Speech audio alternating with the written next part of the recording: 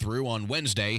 Again, accumulation should be modest, but it means that cold temperatures are staying put for the rest of the week. State lawmakers are on a second committee at the State House have approved a proposed plan for property tax relief. Again, it's a mostly gutted version of the plan put forth by Governor Braun. It had bipartisan opposition in the committee vote, but it still had enough to pass, and it now heads to the full Senate. Indy cops are investigating a homicide at an apartment complex. Harrison Silcox reports. Details are sparse at the moment. IMPD officers were called to the 16 Park Apartments on the north side just before 9 in the morning Monday. That's over at the corner of 17th Street and North Park Avenue. All police have said so far is they found a woman at the apartment during a welfare check who was pronounced dead at the scene with trauma injuries. No arrests have been reported through Monday afternoon. If you have any info, reach out to police. Harrison Silcox, 93 WIBC Mobile News. Several people have died in the eastern Kentucky flooding, and Indiana Task Force 1 is there helping with search and rescue. Task Force spokesman Mike Pruitt says the team may also need to recover bodies. That reality is there. We don't have any information that's telling us that we are, but we've been kind of following the state's lead and the locals to let us know that everybody's accounted for. Indiana Task Force 1 is made up of firefighters, paramedics, and rescue experts. Dominance in South Bend. Numbers again. Hidalgo and Miles. Miles with the finish. The call on ESPN, the newly minted number 1 team in the land in the Notre Dame women, crushing number 11 Duke 64-49. That's 18 wins in a row now as they head to Miami on Thursday. Traffic on the 5s, Matt Baer. Yeah, occurred downtown. A fatal crash has closed the intersection of Michigan Street and Illinois. For a reroute, you can use westbound. If you're going westbound, as Michigan Street is a westbound one-way, you can either use 10th Street or Ohio. If you're coming northbound on that Illinois Street northbound one-way, you can use either west or Meridian. But again, that intersection shut down Michigan Street at Illinois. Another person hit by a car downtown. This is Senate Avenue at 11th. Crash approaching downtown. Westbound 70 at Rural Keystone. 2 center lanes are blocked. Traffic stop back to Emerson Avenue. 16-minute delay. Traffic sponsored by Lear Capital. Their financial system is cracking under pressure. Your retirement is at risk. Take control now. Lear Capital is offering a free Sky High Silver Report and Precious Metals IRA Guide at betternestegg.com. Don't leave your future to chance. I'm Matt Baer with traffic on the 5s. Follow us at WIBC Traffic. Are you thinking this year I want to look and feel better and get my hair back? We Grow Hair Indy can help you do just that. I'm Rob, and I got my hair back at We Grow Hair Indy. Here's Darren Andrews, clinic director, to tell you why I chose them. For nearly 20 years, we've helped thousands of clients grow their hair back, and we can help you. We're one of only 2 places in the entire country to offer the Artist Robotic FUE and multi-unit hair grafting. I got multi-unit hair grafting. I love the results and cannot believe how much hair I got back. I can't recommend them enough. Call right now, 317-522-2995 for a free evaluation. Great technology, great company, great people, great results. Go to WeGrowHairIndy.com, see my results, and call 317-522-2995. 317-522-2995. Don't you want to say, I got my hair back? Book your custom patio project before March 1st and save up to $2,500. Indy Decorative Concrete, the patio experts. Big enough to service, small enough to care. The forecast from the American Standard Heating Weather Center. You have a high of just 15 degrees today with some spotty snow showers here and there. Those will pick up a little bit later tonight with a low down to 10. More snow in the forecast for tomorrow, a high of 20 degrees. Right now, 9 degrees, clear to the north of Bloomington. Snow showers to the south on radar. I'm Kurt Darling. On the level, on the go, and on WYBC.com. You're listening to Rob Kendall. When we talk about sending money somewhere, we're talking about printing the money because we have no money. And Casey Daniels. My government would never lie to me, would they? On 93 WYBC. What are you laughing about? I'm glad you're laughing. That's a great way to start the day. Yesterday, it's still funny. I mean, it's not funny like, haha. It's funny like it's tragic. I mean, I get that tragic is a bit of a strong word. But yesterday, I heard. Look, I've been watching state government in action for 15 years, in a pretty intense and regular basis. And yesterday, Casey, at about, I don't know, maybe 3-ish in the afternoon, I heard probably the most stupid thing I have ever heard from any lawmaker in the history of ever. Are you talking about the third reading of SB 1 and what Greg Taylor had to say? So they were doing everything in their power to ram through Senate Bill 1, which is the property tax bill, to get it off their plate so you'll stop badgering them. Yeah, it's just like wash our hands of this, move on. So they're having this, what they call third reading, which is the final one where everybody can vote. And this is where then anybody can get up and say whatever they want. By the way, I am totally convinced after yesterday that if some of these lawmakers, Republican and Democrat alike, got into an IQ contest with a gnat, the gnat would win, might actually win the IQ contest. I mean, some of the stuff that I heard yesterday, I just sat there and look, I have the lowest possible expectations for these people, as in zero. Like, I'm watching, assuming you're going to screw me and justify your screwing of me in any shape, form, or fashion possible. And yet, Casey, they find ways. Like, I was texting you in real time about this. Yes. And so Greg Taylor he was, right? He not is anymore. He was the minority leader in the Senate. He's a Democrat from Indianapolis. He, of course, was ousted because according to IndyStar, in multiple reports from IndyStar, he likes to blow up the phone of subordinates to get them to go on dates with him. Correct. They don't want him to be doing this, keep in mind. And then also, according to IndyStar, he's Hansy McHanderson with various subordinates in the State House. And then didn't one woman accuse him of trying to forcibly kiss her? Am I remembering that? There were so many. There were like That's six. what was reported in the IndyStar. There were like 6 women who came out. And so this guy, keep in mind, this is how inept and bad the Democrats are. They knew about all this and still voted him minority leader. And then the pressure became so intense that they finally had to be like, whoa, okay, yeah, you're going to have to we're going to have to unminority lead you. We're gonna uninvite you to the party here. So this is the background on this Einstein. So he gets up. Now keep in mind, we've already been told if you get any property tax reform that there'll be no police. Correct. There'll be no fire. There'll be no the schools. Schools, right. And now Greg Taylor has decided to add that if you get any property tax reform, not only will there'll be no police, no fire, no schools, now apparently there'll be no snowplows or no street lights. Be careful, because this is what's going to end up happening. When the snow plow needs to come out and they need to plow your street, do you want us to have to pay a fee for it? Or, better yet, don't have snow plows. Or here's one, street lights. Street light gets ran over by a truck in an accident. You want it replaced? Sorry, we can't issue debt to pay for these improvements.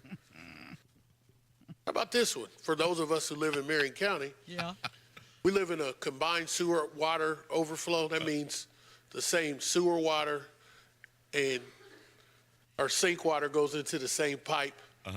When it backs up into your house, what are you going to tell the government because they haven't changed out to combined sewer?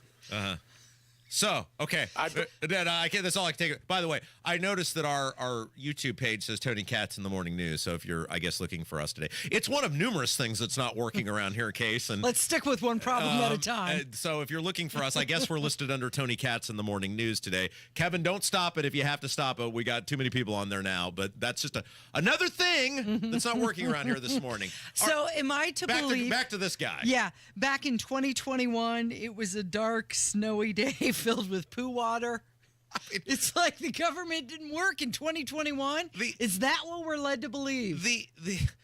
I mean, like I tweeted this out yesterday. Okay, first of all, let's give this guy credit. He didn't grope a legislative assistant that you know of, or call some intern 197 times on his way to the podium. So Greg Taylor, according to IndyStar, by the standards set forth in their reporting, he's improving. At least he's just screwing millions of taxpayers. At least the interns and the LAs are safe, apparently. Okay, so. Okay, so this is the ridiculousness. Are you seeing this, people?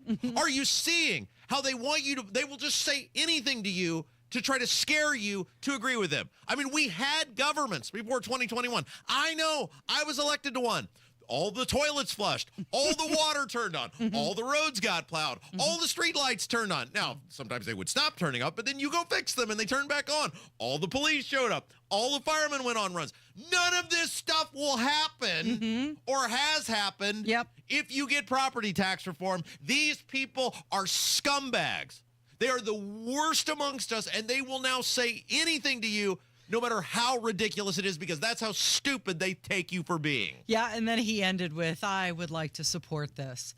But then, you know what? There were others who were saying, this bill is horrible, but let's pass it anyway. Okay, so let's talk about this for a second. So this was the Republican side of it, is almost all these Republicans, these are the people who represent you, almost all of them who got up, now not everyone, but most of them, were talking about all the things that are wrong with this bill. They're admitting what we're saying. The bill sucks. They've made it suck. And this is the government at work. The bill didn't suck when it was first presented. The bill as presented was really good. And then they made it suck. They, the lawmakers, made it suck. And then they get up in the final vote and tell you how mad they are and how much the bill sucks, but I'm going to vote for it anyway. Yeah. And then they said, you know what?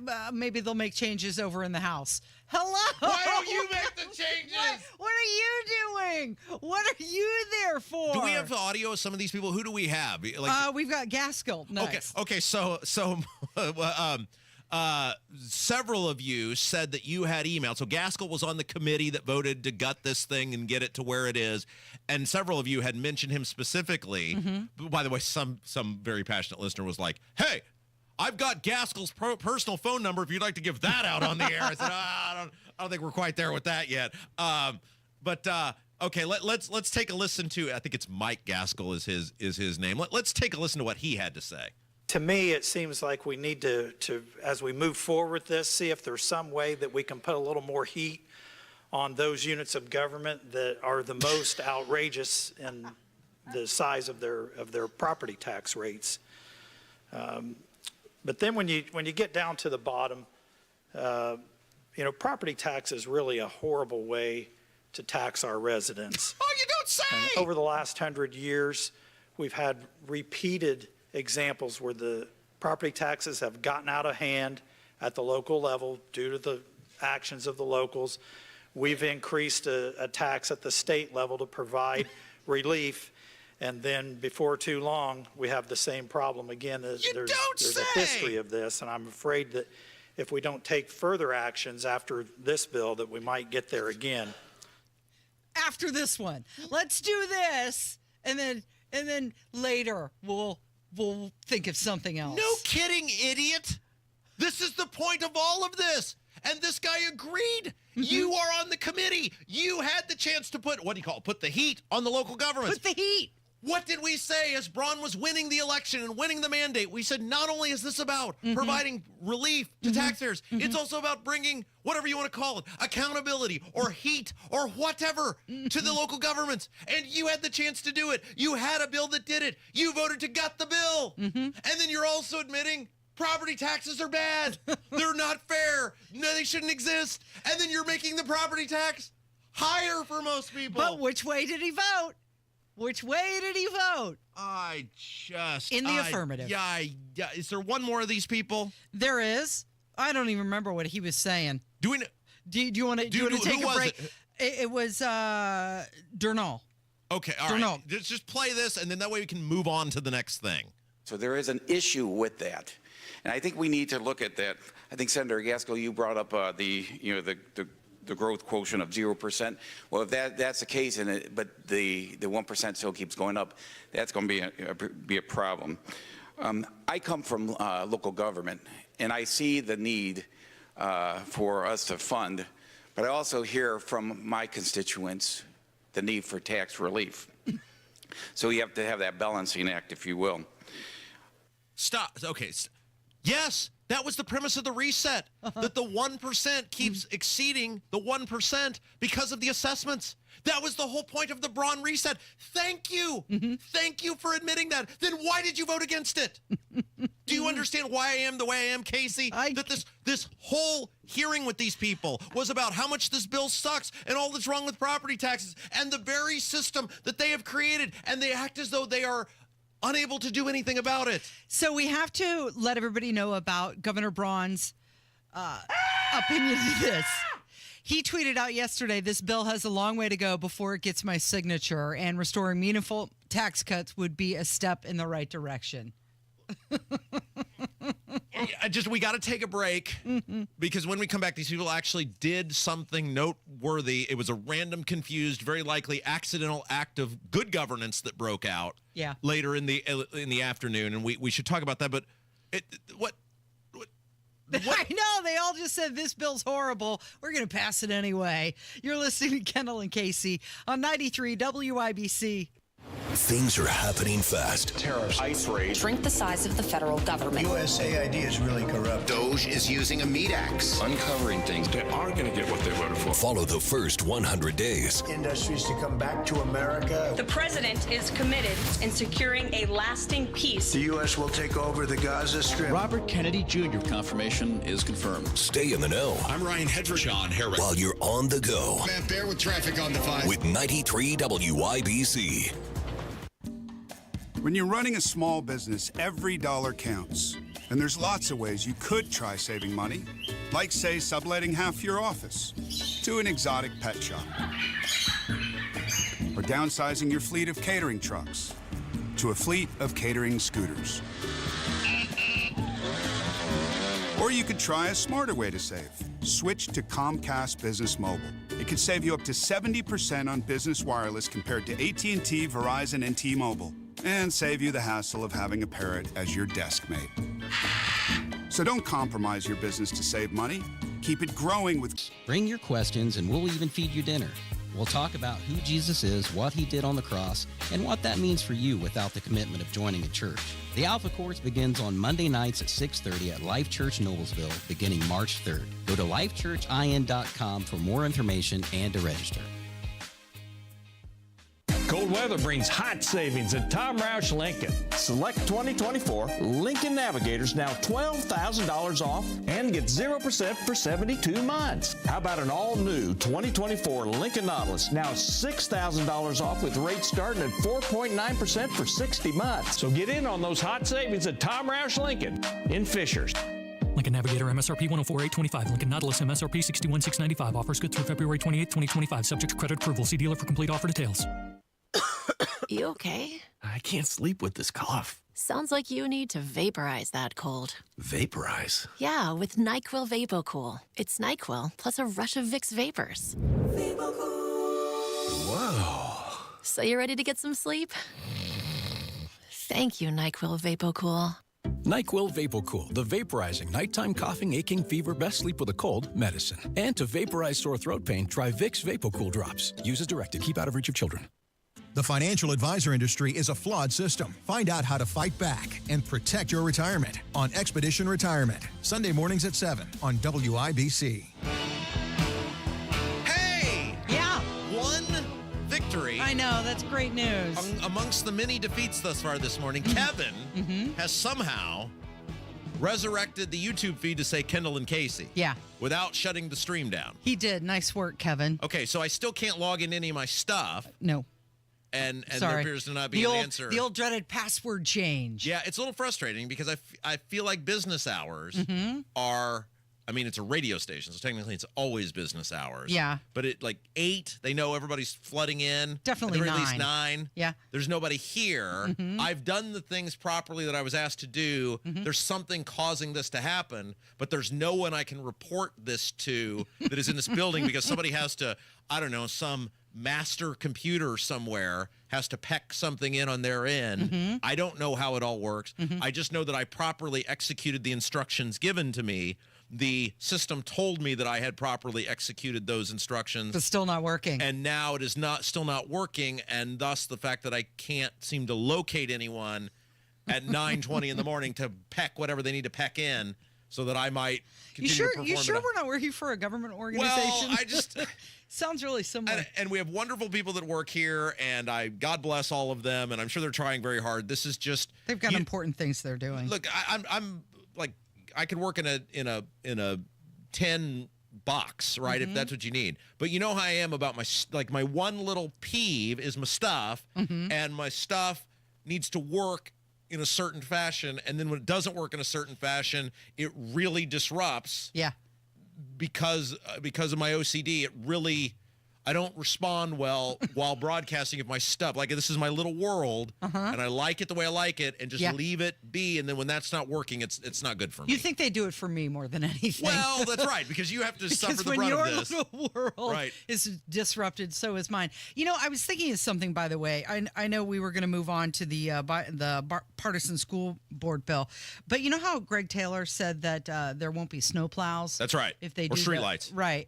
But what about people who live in communities where they pay an HOA and they're the ones that do the snow plowing? That's a heck of a point. Like me, for example, and like how my HOA bill went up by $15. That's right. And then I'm also paying the Marion County taxes. That's correct. And then I've also paid the property taxes. Well, not only is that guy a moron, but he's insulting. I mean, it's insulting. They are telling you the no police, no fire, no schoolhouse people are insulting. This guy's insulting. They tell you how stupid they think you are, because now and again, let's review what we're talking about with this. We're talking about a fraction of the actual property tax populace of the $9 billion-ish that was collected last year in property taxes. We're talking about collectively over a period of time, like we're talking maybe 1 billion of that, right? Maybe the valuations, juggle. I would be willing to bet if you went back and looked at what the rates were, even with this reset that Braun's giving, these local governments are still collecting far more than they were in 2020, 2021, because of all the commercial that is. I mean, it is maddening, and coming from that guy, given his issues. What do you think is next?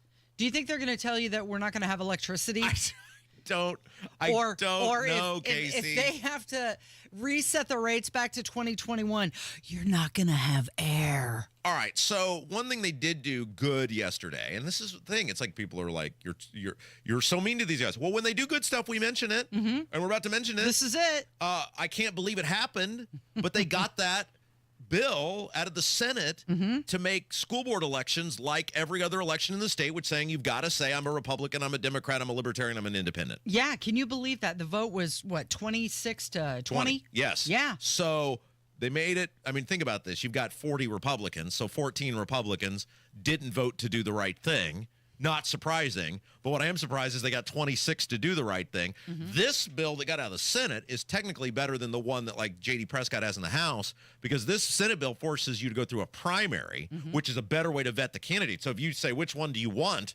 I would take this bill every single time. I was kind of under the perception of maybe the House is all you could get, but this is definitely the better bill, and it'll be a huge, I mean, it looks like if they can get that thing out of the House with Prescott, they'll conference committee something together, and you're going to finally get, as the way it should be, school board races where somebody's got to stand up and say, I'm a Republican. Right. You know, these people who you know are not, who are in Republican communities, who you know are Democrats, who are winning only because they don't have to declare party affiliation, that's going to go bye-bye. So they don't have to claim it on any campaign literature, but on the ballot. Right. It definitely has to say what party affiliation they are. And if you're one of these people who wants to, now that you got these strict ballot access laws, if you haven't been voting in Republican primaries, the party chair, as we've seen, they're not hesitant. They can say, you're outski. So a lot of these super liberal people who are only there because they can hide behind no party affiliation, provided that everything works You're together gonna here, know. you're going to get major improvements to public education in this state, in these suburban school districts,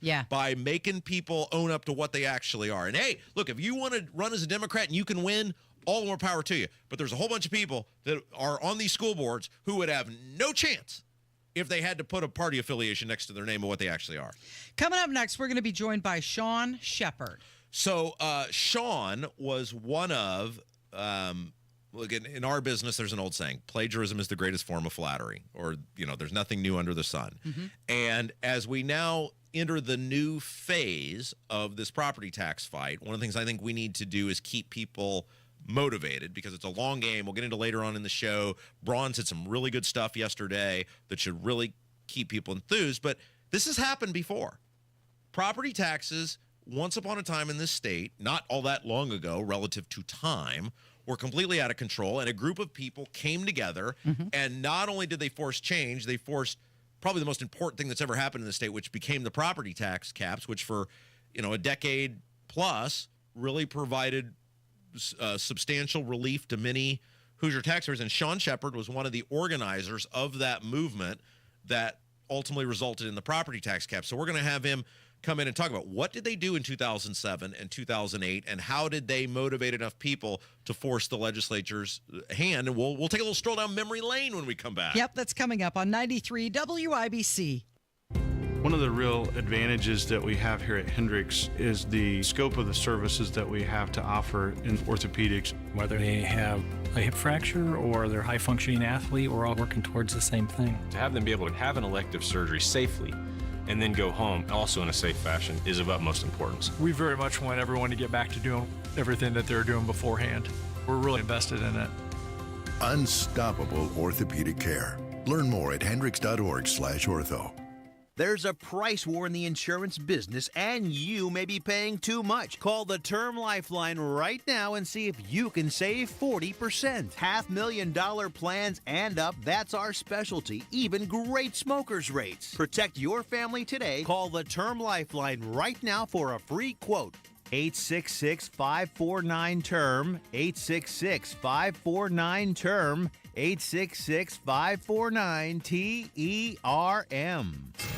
93 WIBC Mobile News. On the level, on the go. What caused the crash? Radar showing some snow to the south near Bloomington on radar. It is 10 degrees and cloudy downtown. I'm Kurt Darling. Here's what's trending at 9:30. The investigation into yesterday's plane crash in Toronto is being led by the Transportation Safety Board of Canada. The crash left 18 people injured. The National Transportation Safety Board in the U.S. is also sending a team of U.S. investigators to assist. Talks about ending the Ukraine war without Ukrainians present. Russia is doubling down on one of its demands, saying it is not enough for NATO not to invite Ukraine into the alliance, but wants the alliance to go one step further, canceling a promise from 2008 that would say that eventually Ukraine could be a part of the group. So far, talks also reportedly involve a three-stage peace plan. It would also potentially call for elections in Ukraine before the signing of a final agreement. Fox's Alex Hogan. Interesting words from the agent representing Caitlin Clark on Monday. Erin Kane told ESPN that she doesn't believe the WNBA is ever going to be able to pay Clark what her true value to the league is. The numbers show that Clark had a direct impact on 27% of economic activity within the WNBA last season. Your opening bell report on 93 WIBC, brought to you by Absolute Wealth Management, LLC. Some slight gains to start the day. The Dow was up 2 to 44,637. The NASDAQ is up 111 points to 22,307. And the S&P 500 is up 21 to 6,153. I'm Kurt Darling, on the level, on the go, and on WIBC.com. Transform your home with Galaxy Concrete Coatings. Say goodbye to cracked, stained floors and hello to durable, stunning surfaces that last. Their cutting-edge technology ensures a beautiful finish every time, and you get to pick out from their many colors. Upgrade your home today like I did. Galaxy Concrete Coatings. They're for garage floors, driveways, pool decks, and patios. They come with a lifetime warranty and one-day professional installation. Call now for a free estimate. 877-417-0635. They're also online at galaxyconcretecoatings.com. There's a lot on the line in a divorce. Your home, savings, retirement, maybe even kids. So when you find yourself facing divorce and the unexpected directions it can take, you really need a partner you can count on. I'm Rick Julius, a partner at Cordell & Cordell. We're committed to helping protect your personal interests and the life you've built. Don't let divorce take more than it has to. Talk to us today. Schedule an appointment with one of Cordell & Cordell's Indianapolis area attorneys. 101 West Ohio Street, Suite 1250, Indianapolis, Indiana 46204. Military veterans and active duty service members, you could become a certified cyber warrior with just 12 weeks of training at My Computer Career. Cybersecurity specialists are in high demand, and IT pros with these skills often enjoy abundant opportunity and a great lifestyle. Protect our people, liberty, and treasured institutions from cyber threats. GI Bill, SkillBridge, and other VA benefits are available to those who qualify. Learn more at mycomputercareer.edu/CWP. That's mycomputercareer.edu/CWP.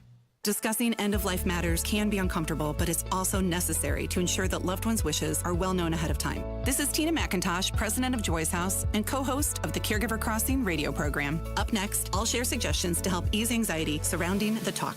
Cardon and Associates offers the finest senior living options tailored to your loved one's needs. Reservations are now being accepted for new apartments at Copper Trace in Westfield. Visit cardon.com. Direct, open, and honest conversation is the best way to discuss end-of-life wishes. Knowing your loved one's preferred treatments and desired arrangements will ready everyone for when the time comes. Also helpful, creating a will or trust to ensure assets are distributed accordingly. And consider an end-of-life doula to assist your family during the process. More tips like this are available anytime at caregivercrossingradio.org. With new weekly content created by Joy's House and distributed in partnership with Network Indiana, we're an on-air and online support group for Hoosier family caregivers. Hear conversations with experts, access a library of online education, and more at caregivercrossingradio.org. Whether you're preparing for retirement, navigating a life transition, or simply wondering if you're on the right path, Howard Bailey Financial is here to help. Together, we'll work on a personalized plan designed to bring greater clarity to your goals and help you approach decisions with confidence. It's not just about numbers, it's about the life you want to lead and the legacy you want to leave behind. With over 20 years of experience, Howard Bailey Financial has been dedicated to guiding individuals as they work toward taking control of their financial future and finding peace of mind. Text PATH to 888-262-1104 to download a free retirement toolkit and start planning for the retirement you've dreamed of. Howard Bailey Financial, helping you turn hope into a plan and dreams into reality. Howard Bailey Securities, LLC is an independent financial services firm and uses a variety of different investment strategies. Please see disclosures at howardbailey.com.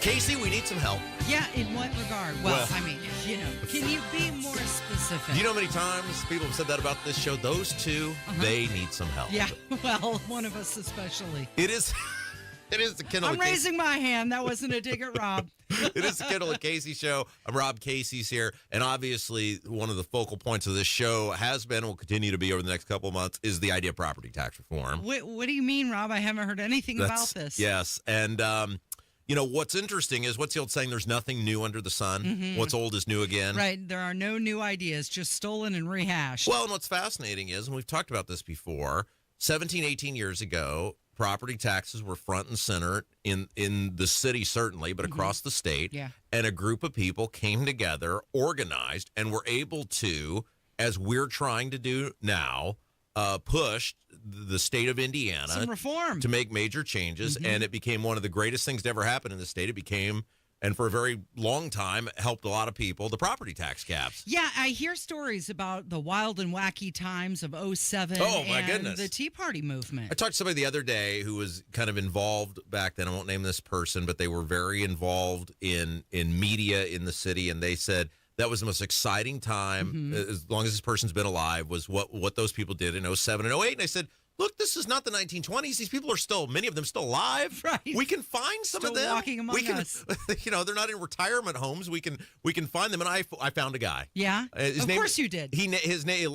People who have been around politics and government in the city for a long time will know this person. He ran for Congress years ago and was one of the organizers of that movement in 2007 and 8 that ultimately became the property tax. Sean Shepard, hello. Good morning. All right, so it's safe to say that you were one of the people, and you're very modest, so you won't take credit for all of it, but you were one of the people who helped organize the rallies and the movement that became the property tax fight in 2007, 2008. Yeah, absolutely. Tell us about how that all kind of started and why, because I've seen you watch, like I was a voter back then, but I wasn't engaged, and I wish I would have been, but I watch these videos now and I go, this is what we need today. Kind of talk about with our audience how this all kind of started. Well, so it obviously became an issue, and the difference between then and now is that then we had a situation where a lot of properties had not been reassessed in a long time. Yeah. So all of a sudden, you had people getting property tax bills that were, in some cases, there was a gentleman here in town. He has since passed. His name was Ed Angleton. He was a former Jeopardy. Yeah. Formerly on Jeopardy, right? He, his went up like 940% or something like that. And all of a sudden he decided he wasn't a Democrat anymore, I think. So weirdly, it was the opposite of what we have now, which is people are getting these assessments every year and they're going, oh my gosh, they're going up. In the case of 2007, it was the shock of people had not been assessed, and then they've got these ridiculous property tax bills. So it's the boil a frog thing. Right? Yeah. Where, if you turn the heat up gradually, you cook people. If you do it all at once, the frog leaps out. Right? Yeah.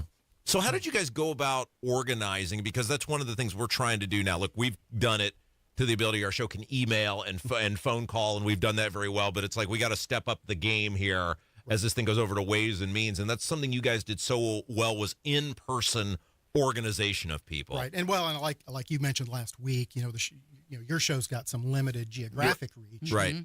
Before the signal fades. But what really got things going then, well, one, we had a governor, like I think we do now, who's serious about trying to fix things, trying to make some kind of change. Yeah, we had Mitch Daniels. But Andy Horning, who a lot of people will know, ran for Senate last year as a Libertarian. Yeah, probably like the 8th or 9th time he's run. Andy's run a lot, yes. But I think everybody loves Andy. He's a great guy. He used to do an event every July 4th, usually centered around the Constitution. Mm-hmm. The property tax thing had come up, and then a woman who had become active in politics here locally that a lot of people will know. She went by Melissa Donaghy. She's gone by several names. She recently passed. We talked about this. Yes, she was for the background on this. She was the local dominatrix who got in a fight with City Hall, and then that pissed her off, and then she kind of started organizing along with Andy. Well, yeah, and so she made the suggestion that, well, why don't we, this property tax thing is huge. You want to get people out. Yeah. Let's make that the center of the topic. And then she got on her. So we went ahead with an event. We set it up for the governor's lawn. And she went around on her bicycle around Meridian Kessler in the summer, and we ended up getting about 400 people. It's such a great story. Yeah. Like the idea that you could get that many people relatively quick to mobilize over a specific issue. Yeah, and again, a difference between then and now is that it was summer, so it's a little easier to get people to go stand around and mingle and stuff outside. But and then another gentleman organized something just a couple of weeks later, which got about 1,000 people from all over the state downtown on the Circle. And that was the thing, if I recall. By the way, Sean Shepard's our guest. He was a part of the organization of the property tax protests in 2007 and 2008 that led to the property tax caps. And we're trying to understand, what do these guys do? How do we kind of look? Plagiarism is the greatest form of flattery, right? Like, how do we take some of those things and make this better? That event downtown was sort of the event that woke everybody up. They were like, oh my gosh, there's all these people. These people are serious about this. Yeah. You get people kind of starting out down the Circle and then walking over to the Capitol building, and you get the press and the news media and everything out there, and it makes an impression, right? Because it's not just people sending emails and phone calls, and those are important. Right. People need to do those. In person is always better, right? Yeah. If you can cause a scene in person, now law abiding, right. don't take any felonious action. But if you got 1,000 people essentially outside your door, that is far more powerful than an email. Right. And the politicians were welcome to come and speak. Yeah. We had, I can't remember the gentleman's name. The state treasurer came and spoke to everybody. Some of the other state house people came and spoke, and then others just kind of lingered in the back. Sean, do you think it was effective then? And if we were to do something like that now with the media being so fragmented, would it be as effective today? Well, again, there's some differences between then and now. I don't know if similar things would be as effective. then it felt to us like we were providing cover for the governor to get done something. That's important, right? You had a governor that wanted to do the property tax. Like, he wanted to do it before you guys, and you were, that's a great line, you were providing cover for him to go see. Right. And again, and I don't know that it was necessarily a well-formulated plan going into it, whereas I think Braun has had a plan that he wanted to pursue. But they knew it needed to be addressed. Yeah. And so you get 1,000 people out downtown going, yeah, it needs to be addressed, and all of a sudden the politicians have to deal with that. So Sean Shepard's our guest. A few minutes with him, we're talking about how the protests of 07 and 08 led to the property tax caps. How did you motivate these lawmakers? It had to be more than just, hey, there's a couple events where people are showing up. And this was frustrating to our audience. They're sending the emails. They're making the phone calls. These people are getting thousands of emails and phone calls. And it's just like with these Republicans, it doesn't matter. We're not doing that. And so that's where we're kind of stuck right now. Is like, we can do all this. How do we make you do the thing that everybody's wanting you to do? Yeah. Well, and there's a couple of issues related to that. One, for some of these politicians, the largest group of voters in their area, or the largest employer in their area, might be the school system. Sure. Right. So that creates a problem. Maybe you make a bunch of money. Your company makes a bunch of money off school and government contracts, like, oh, I don't know, Scott Baldwin. Somebody ring a bell. Yeah. Gee, that sounds like that might be my state senator. So you've got that, and you also have, George Carlin said it best a long time ago, right? It's a big club, and you ain't in it. Right. Exactly. And if you as you will know, going to these political events like the breakfast and the every 6 months, like the Republican Party has their Lincoln Day dinners, things like that. It's a big club. Yeah. And I'm not in it. Yeah. And if you're a fairly pro-liberty, small, if you really believe in low taxes, small government, sometimes you maybe feel even a little unwelcome. Yeah. Is there a moment where you guys, because one of the things I've told people is you got to stay engaged, right? It's a long game. We're in the 4th inning of a 9-inning ball game, and you can win the game in the 9th inning. You can't win it in the 4th. Was there a moment where you guys felt like, okay, we got them. We're actually going to get this, what became the property tax caps. We're going to get this done. Yeah, the property tax caps ended up being a compromise because there were a lot of us that wanted just to completely eliminate property taxes. They're still out there, by the way. Yeah. We still exist. Yes, we are. and if it were me, right, I would get rid of property taxes and income taxes, go to a complete consumption tax model. And I think what's notable this past week is I saw some headlines that said that Governor DeSantis in Florida has called for eliminating property taxes in Florida. Yeah. They already don't have a state income tax. Yeah. So if you were us and you've been successful doing this before, what should we be doing here over the next month? Because we're going to have Micah Beckwith on later. We're going to organize something pretty big, I think, later in March.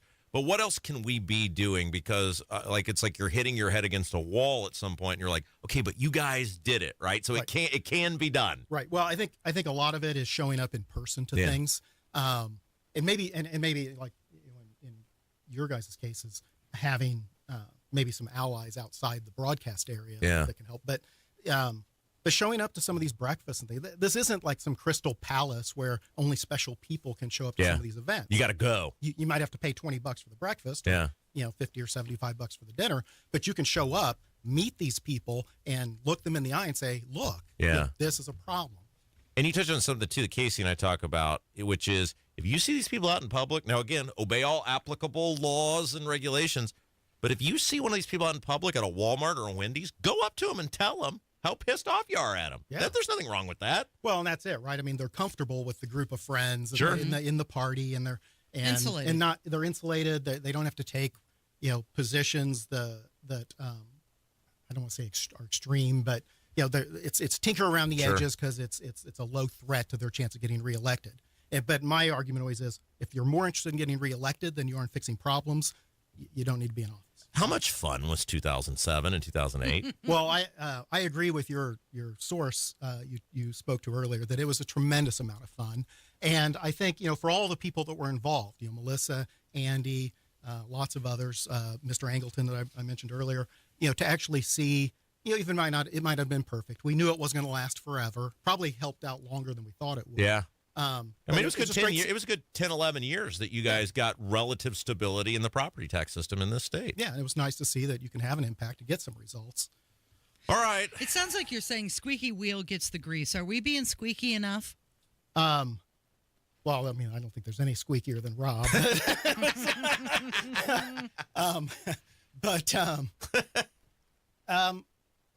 No. I think at the end of the day, I mean, you two might be, but yeah, and WIBC obviously is a good. I mean, the entire lineup here are great folks, but the wheels need to squeak in some other places too. Yeah, Sean, man, thanks for all you guys did. Those property tax caps, I know this as a former elected official, were really important, and just cool to have you on and be able to remember that and give people some hope to keep going, because people can accomplish something if they just stay with it.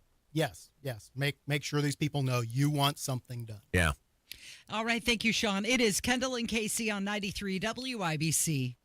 Terry Stacy for Cardwell Do It Best Home Center, just south of the Gateway Arch on Indy's South Side. Your discount roofing headquarters. Stop in for wholesale and factory direct pricing on the roofing shingles and supplies you need at the price you love. They offer dimensional and 3-tab shingles at low prices. Cardwell also carries a full line of best look quality paints produced by Sherwin-Williams, America's largest paint manufacturer, with paint and primer all in one. Cardwell also carries a full line of Hillman fasteners, and for winter, snow shovels, rock salt, and ice melter all in stock.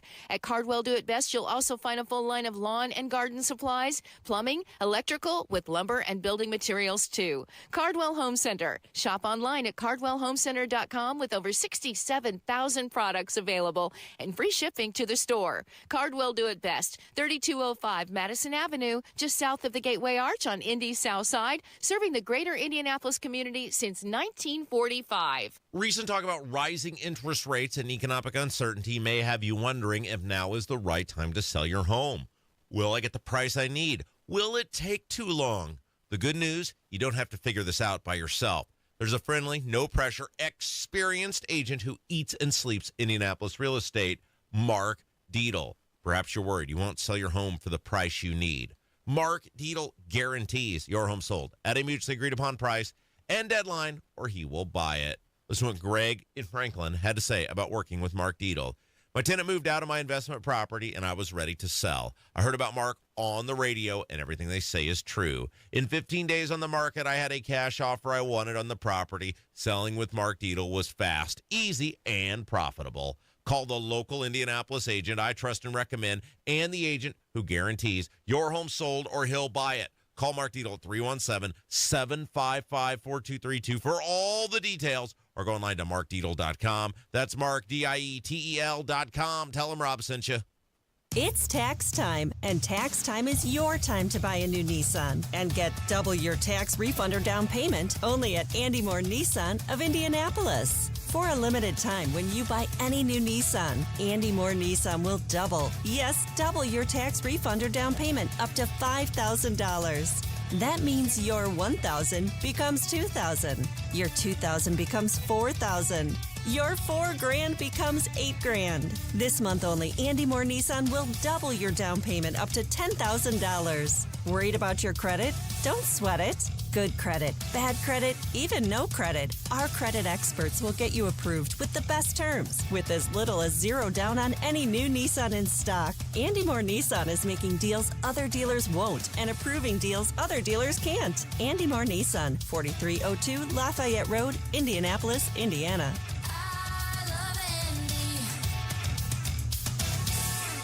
You can trust your flush to us. Howald Plumbers are the best in the business. Water heaters, leaky faucets or toilets, sump pumps, drain lines. Howald Plumbers keep water flowing. Howald Heating, Air Conditioning, and Plumbing, where coming home never felt so good. Addiction. It's hard on those who struggle with it, but those who love the addict need support too. Matt Baer and Ryan Hedrick provide help and hope with Supporting Sobriety. Subscribe wherever you get your podcasts and on WIBC.com. I don't know if you saw it yesterday, but there were dozens of protesters around the Indiana State House. They were marching around. What now? They were protesting Donald Trump, Elon Musk. They just protesting everything. They're really. like screeching hyenas. And think about, like, you know, obviously you and I are in the process of figuring out, and we're putting something together pretty big for March. We're going to work with Micah. We'll have Micah on later on the show to talk a little bit about it. But we're organizing some big thing for a specific cause that is right here in the city of Indianapolis and the state of Indiana, and we're directly trying to influence the very people who will decide the thing. So I'm not laughing at these people because they're protesting.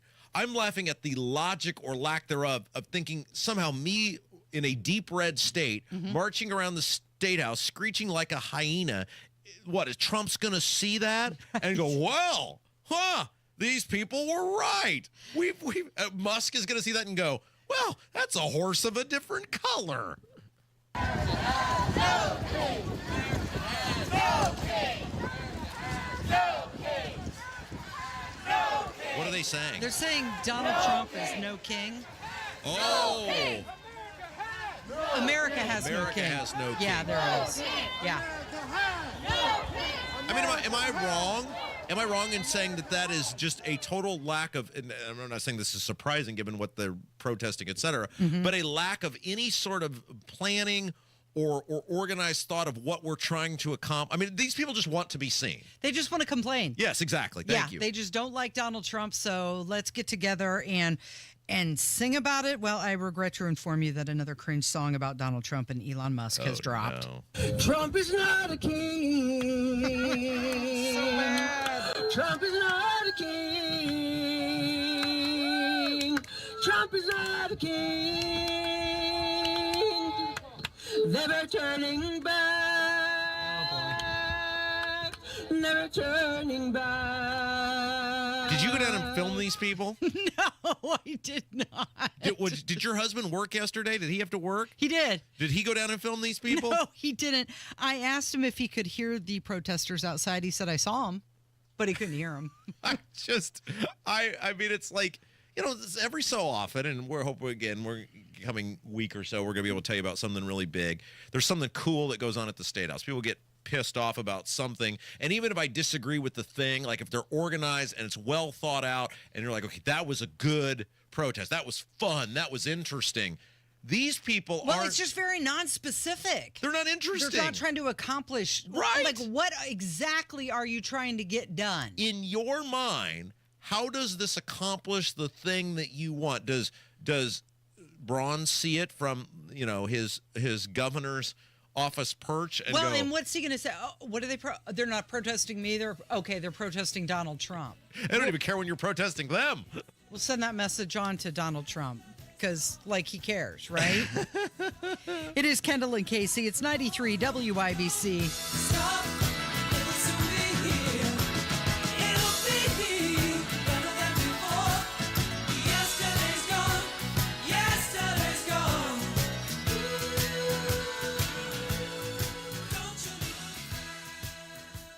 Hey guys, it's Rob, and as many of you know, I very rarely ever leave my house. And as such, I spend a lot of time in my yard. I love my yard. It's kind of like a little escape. But the other day, I really looked at it. And man, it's just not looking the way I want it to look. And with spring on the horizon, the bigger problem is I don't have a clue how to fix it. And quite frankly, with the work it needs, I probably just don't have the time. So I called Save-A-Tree, the tree, shrub, and lawn experts. And coming up here in the next couple of weeks, Save-A-Tree is coming to my house, and they are going to revamp my entire yard. They're going to bring it back to life. Save-A-Tree is going to treat my lawn so it is weed-free and looks picture perfect. The envy of the neighborhood. And they're going to make my yard look great after some tough weather. See how beautiful your yard can be. Set up your own evaluation at saveatree.com.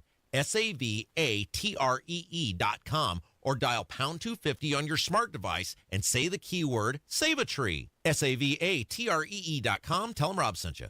Are you having a hard time making it through a day of work without foot pain or discomfort with things that used to be simple like walking the dog?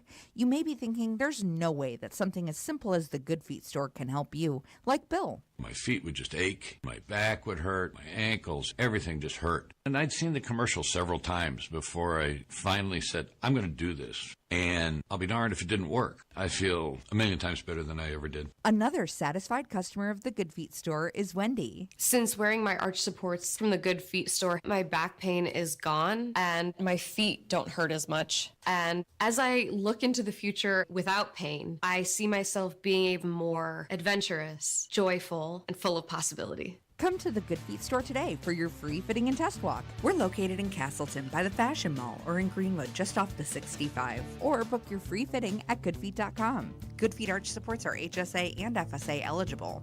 Discover your options at the Good Feet store. Community Health Network cares for your heart health. From heart scans and vascular screenings to complex heart procedures, you can count on our expert team for the highest quality cardiovascular care, when and where you need it. Your path to a healthy heart starts with knowing your risk. Schedule a heart scan or vascular screening today. Visit ecommunity.com/heart. Community Health Network.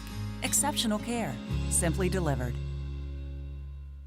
It's time to throw out your overpriced big wireless contract. Throw it overboard. You can get an iPhone 14 or a Samsung Galaxy for $0 with a qualifying plan of just $45 a month. Get unlimited talk, unlimited text, 25 gigs of data, mobile hotspot. You get all of it. So get your new iPhone 14 or Samsung Galaxy for $0. Just dial pound 250, say the keyword Pure Talk, pound 250, keyword Pure Talk from Pure Talk, America's wireless company. Let's talk about getting back to your best. Lack energy, muscle mass, feel moody, or have low libido? It could be signs of low testosterone. Know your T levels. Get tested. Testosterone therapy, or TRT, may be the answer. The true experts are at Low T Center, and everyone's different. Don't settle for a standard dosage TRT program. Get personalized treatment at Low T Center. For current patients, Low T Center offers a $150 referral credit when you refer a new patient. LowTCenter.com. Book that appointment today. Low T Center, reinventing men's healthcare.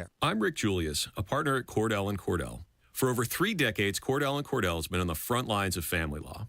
Divorce is more than just a legal process. It's a life-changing event that can impact your future, finances, and your relationship with your children. You've worked hard to build a life that you're proud of, and you deserve a legal partner who will work just as hard to protect it. Schedule an appointment with one of Cordell & Cordell's Indianapolis area attorneys. 101 West Ohio Street, Suite 1250, Indianapolis, Indiana 46204. Coming up in 2 minutes, the timeline for more snow and then more after that. Plus, why this federal law is being enforced in a particular case in southern Indiana. And Harrison Silcox reports on why Hendricks County is a good place to raise a family. That and more coming up from the Technology Recycler Studios. You're listening to 93 WYBC, WYBC HD1 Indianapolis. It's 10 o'clock. It's a first since Russia invaded Ukraine nearly 3 years ago. I'm Dave Anthony, Fox News. U.S. talks with Russia, led by Secretary of State Marco Rubio. The only thing President Trump's trying to do is bring about peace. It's what he campaigned on. It's something the world should be thanking President Trump for doing. And saying after the talks wrapped up in Saudi Arabia, I came away today convinced that they are willing to begin to engage in a serious process to determine how and how quickly and through what mechanism can an end be brought to this war. But Fox's Alex Hogan reports. Russia is doubling down on one of its demands, saying it is not enough for NATO not to invite Ukraine into the alliance, but wants the alliance to go one step further, canceling a promise from 2008 that would say that eventually Ukraine could be a part of the group. Ukraine was not at the table today. Its President Volodymyr Zelensky just said that negotiations should not take place behind our backs.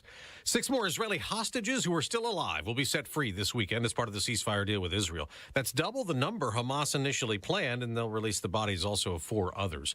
The morning after, more anti-Doge protests in several cities, including Tampa and Washington there. We're awaiting rulings on legal challenges that aim to stop Elon Musk and the Department of Government Efficiency from going into federal agencies to cut jobs and slash spending. Doge now estimates it has saved the federal government $55 billion by identifying waste, fraud, and abuse. They're now also looking at $4.7 trillion in payments to a Treasury line item that was often made blank, leaving it untraceable. Fox's Jackie Heinrich at the White House. Was strong wind a factor or something else? That's the question that after Delta Connection's flight from Minneapolis came down hard in Toronto, flipped and caught fire. We just landed. Our plane crashed. It's upside down. He posted that on X. He and the 79 others on board all survived. 18 were injured. America's listening to Fox News. 93 WIBC Mobile News. On the level, on the go. Not one, but 2 rounds. Radar is clearing out of snow showers, cloudy and 9 degrees downtown. I'm Kirk Darling. Here's what's trending at 10:02. You'll get a bit more snow late tonight, though, says Mike Ryan with the National Weather Service. More significant snowfall, though, is in the cards for Wednesday night. It's going to be late Wednesday and Wednesday night. That'll be mainly scattered snow showers, kind of a lot like what we saw on Sunday.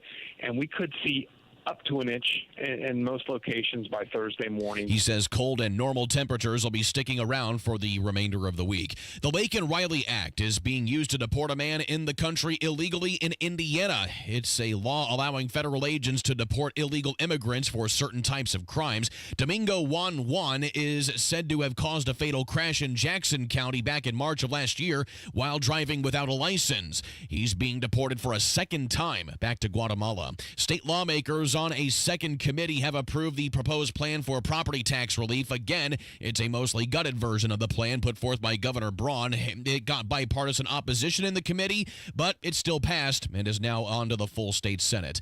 Hendricks County is one of the best places to raise a family in Indiana. Harrison Silcox explains why. This year, Smart Asset looks into the places that's best to raise a family in every state. That happens to be Hendricks County in Indiana. The study took a look at 4 different factors: housing equity, academic performance, recreation and community centers, and, of course, those child care costs. Hendricks rated highly in each category and even first in academic performance. Monroe County rated highly as well. Harrison Silcox, 93 WIBC Mobile News. They were punched in the mouth early, but the nation's new #1 team in women's college hoops came rumbling back. Notre Dame defeating number 11 Duke in South Bend at 64-49 last night. A lot of pressure heading into this game, and I thought this team was fantastic. I thought they came out focused. I thought they shared the ball. Duke is a really great defensive team, and we just turned it on. Head coach Neil Ivey, they head to Miami on Thursday, having won 18 games in a row. I'm Kirk Darling, on the level, on the go, and on WYBC.com. Hi, I'm Charlie Comer from Comer & Cross Premium Garage Floor Coatings. If your garage floor looks bad with stains, cracks, and pits, it makes your entire garage look bad. And a bad epoxy job or chipping paint makes your garage or basement look worse. With one quick call to 1-800-NEW-FLOOR, I can save you $1,000 on a new Comer & Cross garage floor or basement floor during our winter sale. A Comer & Cross concrete floor coating is the gold standard. Guaranteed. A Comer & Cross garage floor won't chip, crack, or show tire lift like epoxy or paint ever. What's the Comer & Cross difference? We make it so easy. We move your stuff out for you. We fix the cracks and pits perfectly. In one day, you will love your gleaming new Comer & Cross garage floor or basement floor just in time for spring. Call us right now for $1,000 in savings during our winter sale. Operators are standing by now at 1-800-NEW-FLOOR. That's 1-800-NEW-FLOOR. Or go to COMERcross.com. You're listening to Rob Kendall. When we talk about sending money somewhere, we're talking about printing the money because we have no money. And Casey Daniels. My government would never lie to me, would they? On 93 WIBC. Good morning. It is Tuesday, February 18th, 5 minutes after 10 with Kendall and Casey on 93 WIBC. So Secretary of State Marco Rubio said that there's still a long way to go before potential peace talks with Russia regarding the war in Ukraine. He emphasized that nothing has been finalized about any upcoming meetings between the U.S. and Russian officials. He did say the U.S. is ready to follow the president's lead and explore peace opportunities if they arise. However, Vladimir Zelensky, he was on Meet the Press over the weekend, and he stated that he's not going to accept any decisions. So I will never accept any decisions between the United States and Russia about Ukraine. Never. And our people, never. And our adults and children and everybody. It can't be so. This is the war in Ukraine against us, and it's our human losses. Well, here's the deal, Tiny. Yeah. And it's rare I can look at somebody and call him Tiny, but I can look at this guy and call him Tiny. If you won't accept our decision, then I'd say we're done here. Yeah. Good luck. No more money, no more help, no more weapons, no more ammunition, no more anything. Just fine with me. Then you don't have to accept anything we do. What an ungrateful piece of garbage that guy is. Yeah. All the money and stuff we've sent them, I will accept nothing that these people say. Great, then we will give you no more money. How about that? He doesn't get a choice when he's running a proxy government. Yeah, you are a ward of our state, buddy. You are a blood-sucking parasite to this country. I don't like your country anyway. You've never been friends to us. You've never stood behind us. You are corrupt. You are every bit as corrupt and underhanded as the Russians. And for some reason, we just chose you people, likely because the Democrats and Biden figured out this is a hell of a way to launder money. So the State Department confirmed that Marco Rubio and 2 other senior Trump officials, they're going to meet with a Russian delegation. But they also said that one phone call between Trump and Putin does not solve a war as complex as this. But Donald Trump said that he thinks that Putin's ready to stop fighting. Based on your conversations with President Putin, what do you think he wants ultimately in Ukraine? I think he wants to stop fighting. I see that. We spoke long and hard. Steve Witkoff was with him for a very extended period, like about 3 hours. I think he wants to stop fighting. They have a big, powerful machine. You understand that. And they defeated Hitler and they defeated Napoleon. You know, they've been fighting a long time. They've done it before. And but I think he'd like to. I think he would like to stop fighting. Do you think he wants the whole of Ukraine, or just what do you think he wants? No, I think he wants to stop. That was my question to him, because if he's going to go on, that would have been a big problem for us. And that would have caused me a big problem, because you just can't let that happen. Okay, so let's have some frank discussion here. First of all, isn't that just sort of a microcosm of this country, what Zelensky's doing? How many people in this country get food stamps, handouts, freebies, and then they want to dictate to everybody else? Come to our Congress and wave their flag. Right, exactly. And that's what this guy's doing. But let's just say the quiet part out loud. We have screwed ourselves big time the past 4 years by being in bed with Ukraine, because we have a way more vested interest in getting along with the Russians than we do the Ukrainians. Oh, Russia's bad guys. Oh, they got bad intentions. Oh, hello. We're friends with Saudi Arabia. Want to do a rundown, a list, a standing reminder of all the human rights violations and horrible things Saudi Arabia's done? Russia has vested interest in helping us in areas that for the past 4 years we have not been working together on.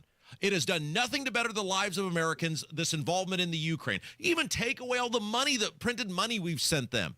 We should be trading with Russia. We should be working with Russia on energy policy. We should be working with Russia on housing, on containing global terrorism. We haven't been doing almost any of that the past 4 years because we've been placating this corrupt little country over here. Yeah, Russia's bad guys. Yeah, Russia's human rights violators. Yeah, Russia's not somebody that we should be friends with. But there's a difference between not wanting to pal around and be friends with them rather than wanting to work together and not alienate those people. I don't know if I had a choice in the matter, actually. You know, and it was just something that Biden and his administration decided to do. The world is filled with bad actors. And you have 2 options when it comes to bad actors. You can stand on some phony, baloney, moral high horse with people like Russia. Now, I'm not talking about the Iranians, about people who actually... Russia does not want to launch a nuclear weapon at the United States. They have no interest in doing that. It would cause economic calamity, mass chaos around the world. Russia is interested in existing. They're not interested in self-destruction. They're not on some religious jihad. They want to dominate areas. They want to grow as a country. But so do we. But so do we. And we, for some reason, the past 4 years have cut up our nose to spite our face and given all of this money. It's not like Ukraine is our friend. It's not like they have a track record of being an ally. They're not Israel. They're not even France. Right. They're not a NATO, and according to Hexeth, never will be. I am so Why are we treating them like they're our friends? I'm so sick of placating these people who do not like us. I'm so sick of giving them money. I'm so sick of making gas and oil and everything else more expensive. I'm done with it. Yeah. I'm done with all of it. Russia's going to get land out of this. Ukraine is going to give up land out of this. Everything we're doing at this point is just dinner theater. Just get it over with. We've been like the little kid who goes up to the cashier and doesn't know how to understand money and just says, take it. Yeah, exactly. Take what you need. So Rubio said that there's currently no formal process for peace talks and no serious conversations have taken place yet, other than Donald Trump and Putin talking.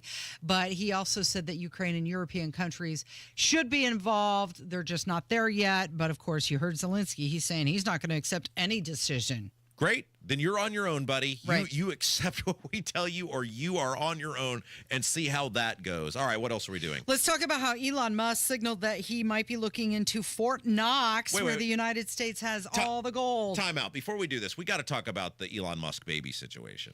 Okay. Can we just have I mean, I know this is not on the template right now, but I feel like our audience would be like, really? We're not even gonna We're not gonna talk. What's her name? Ashley St. Clair. So for those, I assume most people know this because it was just huge news all over the internet. But if you did not, Elon Musk had this is his 13th child, right? With the 4th different woman, and Baby mama. He has done had produced children through IVF. He's produced them through surrogates. And I don't think it was IVF like my wife is having trouble with fertility. It seems very science experimenty type of stuff that he does. And it has become very clear that Elon Musk, look, he is a brilliant guy. He's one of those, his mind operates at a level that the normal person will never be able to comprehend. They'll never be able to understand it. He is brilliant beyond belief. And when you combine his level of intelligence with his business acumen, he's one of the most, he may be the most unique person to ever be a part of this country. I mean, it's off the charts. But he's also a weirdo. He also has very strange views of how he views humans and humanity.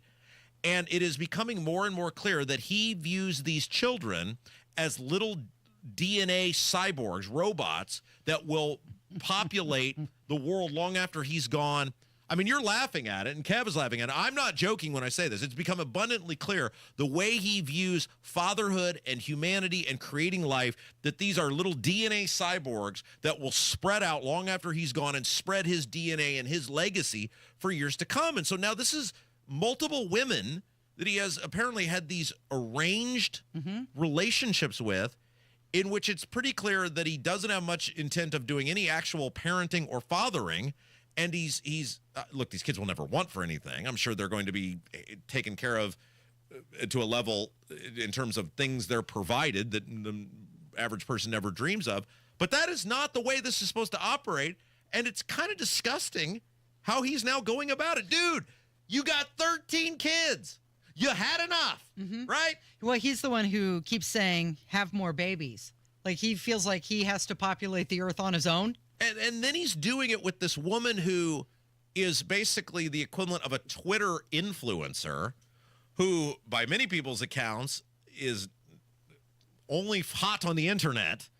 And it gives you a little psyche into her. She's Filterzilla, according to many people. And they found old tweets of hers, which are directly contrasting the engagement that she just made with Elon Musk, where she is, lamenting the situation that she now put herself in. And by the way, it wasn't like she didn't go by choice. She clearly went and did the thing by choice. And you're just looking at this going, is this what conservatism is now? Is this what we're becoming, where we're cheerleading people who view fatherhood and creating life as some sort of transaction designed solely on getting as many people with your DNA out into the poppies? Is this what we're at now? Is this what we are? This whole thing is very strange to me. Yes, it is. So it's been reported that she felt like she wasn't getting what she wanted, and she was hurt by Elon Musk. She got lippy with him on Valentine's Day because he wasn't responding to her on Twitter. Right. So then she decided to announce to the world that she had his baby, and some of his other children found out off of Reddit, like that he was a dad again, and they had more siblings. So Hammer and I were talking about the financial implications of having Elon Musk's baby, and you don't know for sure, but the logical person would assume that he has some sort of prearranged financial agreement with these women he has children with. He's not just blindly like going to let a judge dictate what his child support is. But Hammer and I were pondering the math on this. And let's say he said that kid is worth to him, the number, $500,000 a month. $500,000 a month to Elon Musk is the equivalent of $5 to us, right? So, I mean, it sounds like a staggering number. It's $6 million a year. That's a life-changing thing for that woman and obviously that kid. I mean, imagine 18 years at $6 million a year. That's 60 and then 48. That's $108 million. This woman will essentially be paid to have for this, having his baby. and he's so rich that it is of no ramification to him whatsoever.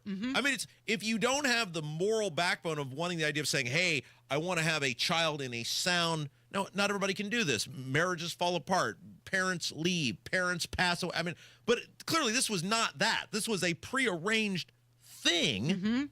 And she essentially, whatever that child support is, put the price of the life of that child. She came up with a price, and he's paying it. This is not how parenting is supposed to work. She said 5 months ago, I welcomed a new baby into the world. Elon Musk is the father. I have not previously disclosed this to protect our child's privacy and safety. But in recent days, it has become clear that tabloid media intends to do so regardless of the harm it will cause. You have a child who is now an adult, right? Correct. I have a child that is a toddler. You have been through the stage that I am at right now. Yeah. And one of the things that has come front and center to me, especially over the past couple months as Olivia grows and develops, is part of the joy of parenting is the struggle that it takes to get your kid to develop in the way they need to develop, which is the effort of reading to them, of doing ABCs with them, of singing with them, of dealing with the terrible twos and the build up to that is parenting, not just siring some kid and then going, here's whatever number a year, now go parent my kid. Parenting, it is the nurturing, the loving, the struggle, that is the thing. And this kid is not going to get any of that. It's not just the act. Right. That lasted moments. But why is it that she knew, I mean, clearly she knew, and she had this information for so long and then decided to put it out there? Because she wanted to start getting lippy with him on social media. Because she wasn't getting what she wanted. Exactly. Who would have thought a social media influencer was mad if you don't give her attention 24 hours a day? And then she asked for privacy. Yes. I'm going to put this all out there, cause this huge storm, Right. and then want to back away. Right. Of course, that's what happens. What are we doing next? We didn't get to. We've got True Crime Tuesday. That's right. Coming We got True up. Crime Tuesday. And who is that going to be? Oh, right. Janice Thornton. Local author. She's going to talk about Isabel Mesmer, known as the gun girl, not the gun guy, the gun girl. And the case we're going to talk about, this woman grew up in Elwood, right here in Indiana. It's up next on 93 WIBC. No matter where you head on your commute, Matt Bear is there. Paris. Les Champs-Élysées sont un véritable parking ce matin. Warsaw. W drodze do pracy wyjdź trochę wcześniej. Or Brazil. Temos bisbilhotice no Rio de Janeiro. Não haja como turista. Matt, these are all cities in Indiana. Oh, that makes my job easier. Making your commute easier. Matt Bear Traffic. Mornings and afternoons on 93 WIBC. Hey folks, Scott Wilson here from Wilson Farm Market. Even in winter, we're bringing you the best in farm fresh flavors. Stop in for our fresh salad bar, hot and crispy wing bar, and a cheese selection that is second to none.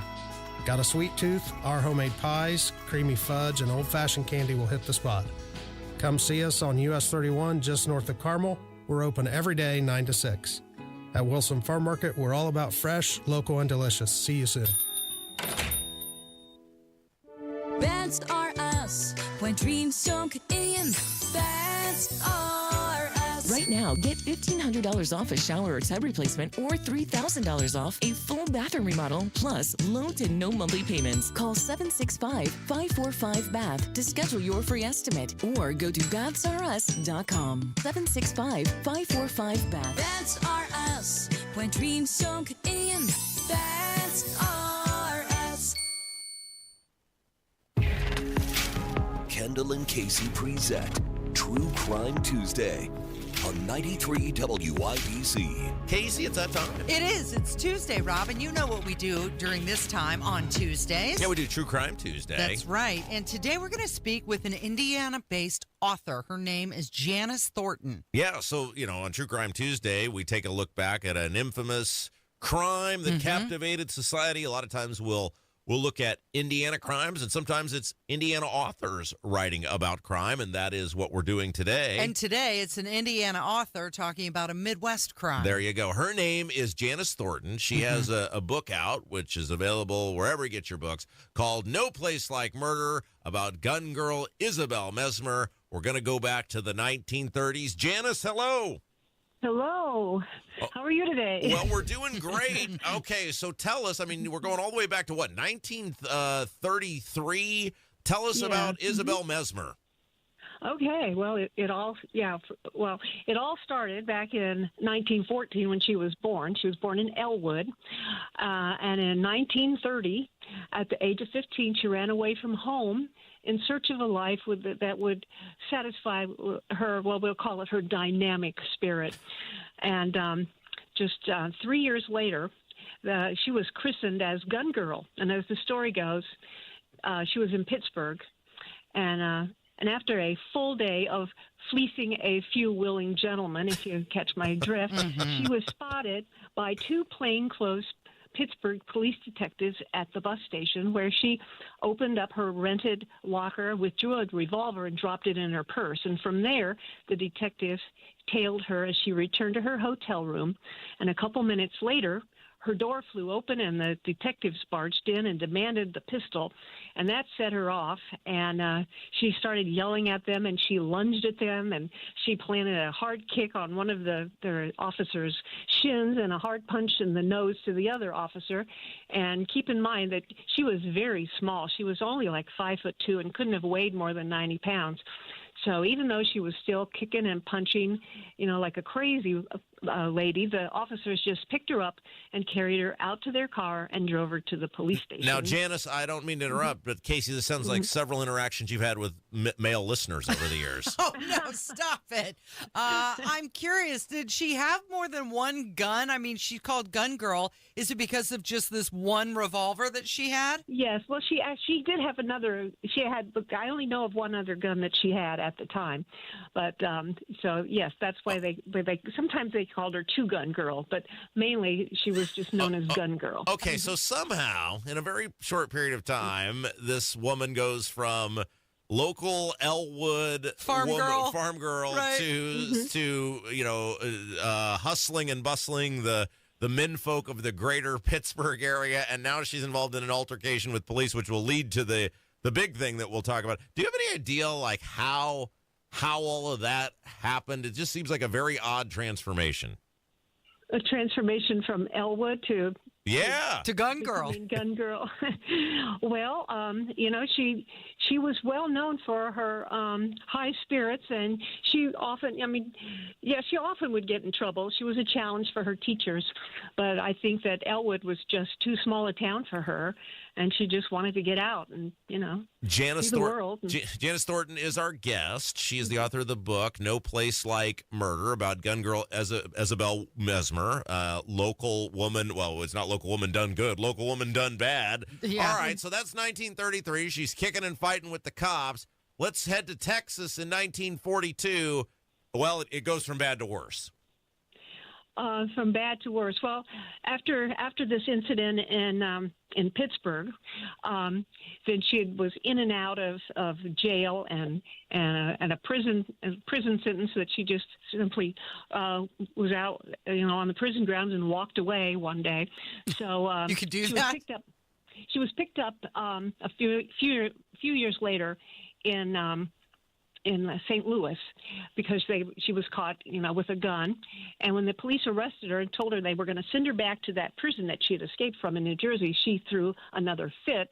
And then in order to keep from them sending her back, she said, well, I've got something that's going to trump, what I did in New Jersey. I killed a guy in Texas. So she confessed to killing a baseball player. named, what was his name? Buford Armstrong in Odessa, Texas. And so they came, the sheriff from Odessa came and took her back, and she stood trial for murder. And the end result was? That even though there were no witnesses, so the jury still found her guilty, but the judge only gave her 3 years. Can you imagine 3 years for murder? I think, Casey, that's what they give you if you murdered me with time served. Time served. Yeah, exactly. Okay, so she got 3. She killed this guy. She's convicted. 3 years, huh? 3 years, but no, I mean, even with that, she wasn't going to have any of that. So, 10 days later, she pried open her cell door, climbed out a window, shimmied down a 3-story high lattice, and dropped 10 feet to the ground and ran away. And apparently, not one person saw her do that. She's a slippery lady. Yeah, she was pretty cool. So that got her national attention again, and it elevated her to the status of a female Dillinger, and some people ranked her public enemy number 1. Oh, wow. So was she ultimately apprehended? Did she live a life in peace and seclusion? How does the story of Isabel Mesmer end? Okay, well, she went home after she was elevated to public enemy number 1, she took a trip home to Elwood, excuse me, and she was picked up in Tipton, where she was getting off a bus on her way to Elwood, and she got arrested. And then the Odessa sheriff took her back to Texas. And long story short, she escaped one more time, and she was picked up in San Francisco by the sheriff again from Odessa, and drove her back to Odessa. And by the time she got back there, they had made a road trip out of it, and that gave her plenty of time to think things over in a calm way. And she said that she didn't mind going back. She was glad it was over. She's been living like a rat in a hole. So she was okay with doing her prison time, her 3 years. And then she swore that when she got out, she wanted to start over, get a job, and live an ordinary life. And did she do that? Well, apparently, because as hard as I tried, I couldn't find another story about her in any of the newspapers, except for one retrospective article 7 years later in the Tipton Tribune about her capture at that movie theater. So I believe that she did. She just faded away into nobody knew where she was and nobody knew about her. And I think that she finally did ultimately lead that ordinary life that she had wanted. Tired of being on the run. Janice, I'm real curious before we let you go, and we want to promote the book again as well, but why did you write about this woman? How did you learn about her? Why did you decide to write a book about her? Well, I learned about her when I was just looking for stories to write for this book, and I was over at Elwood at the library, and I started talking to one of the ladies there, and just one of the patrons, and we got in a conversation, and she told me about Isabel Mesmer. So that got me started, and I thought she was really interesting because of her outgoing personality and her plucky spirit. Yeah. Yes, her spirit. How do you do research on something this old? I mean, it's not like it's Al Capone or Dillinger where all this stuff is known and recorded. How do you do research on this? Well, everything is in the old newspapers. Back in the day, who was having an affair with who, or who was having dinner with who, was all recorded in the old newspapers. So, so that's where I start. And then there are court records, and the Indiana State Archives is just a valuable, a resource. And there's a guy there who's very helpful. So that's basically what I do. Where can people get No Place Like Murder? Where can people get the book? Well, it's in, as far as I know, it's in most of the bookstores. I know it's at Barnes & Noble, and, of course, it's online at, Amazon, Barnes & Noble, and other online sellers. And may I mention that there's also a No Place Like Murder 2, which is available online at Amazon and Barnes & Noble. Well, we'll have to have you back to discuss the sequel. No Place Like Murder is the book. Janice Thorton, you've been a great guest. Thank you for your time today. Well, thank you so much. It's been just a joy. Yeah, thanks, Janice. It is Kendall Casey on 93 WIBC. 93 WIBC Mobile News. On the level, on the go. A final round of hostages. It's cloudy and at 10 degrees downtown. I'm Kurt Darling. Here's what's trending at 10:31. 6 more living hostages held by Hamas will be released soon under the ceasefire agreement with Israel. Fox's Tanya J. Powers. Just 3 had been expected to be released. The updated announcement was made by the top leader of Hamas in a pre-recorded statement, which was confirmed by the Israeli Prime Minister's office. On Thursday, Israel will receive 4 bodies of hostages that were killed, with another 4 bodies to be handed over to Israel next week. The second and more difficult phase of the ceasefire has not yet been negotiated between the two sides, which would call for Hamas to release dozens more hostages in exchange for a lasting ceasefire and an Israeli withdrawal. Tanya J. Powers, Fox News. Egg prices continue to go up. According to a new report from the USDA over the weekend, wholesale egg prices jumped 40 cents over the last 30 days. That means a dozen eggs costs distributors about $7.44. That has yet to be fully passed down to consumers, with the national average price for a dozen eggs hitting about $4.95 in January. I'm Kurt Darling, on the level, on the go, and on WYBC.com.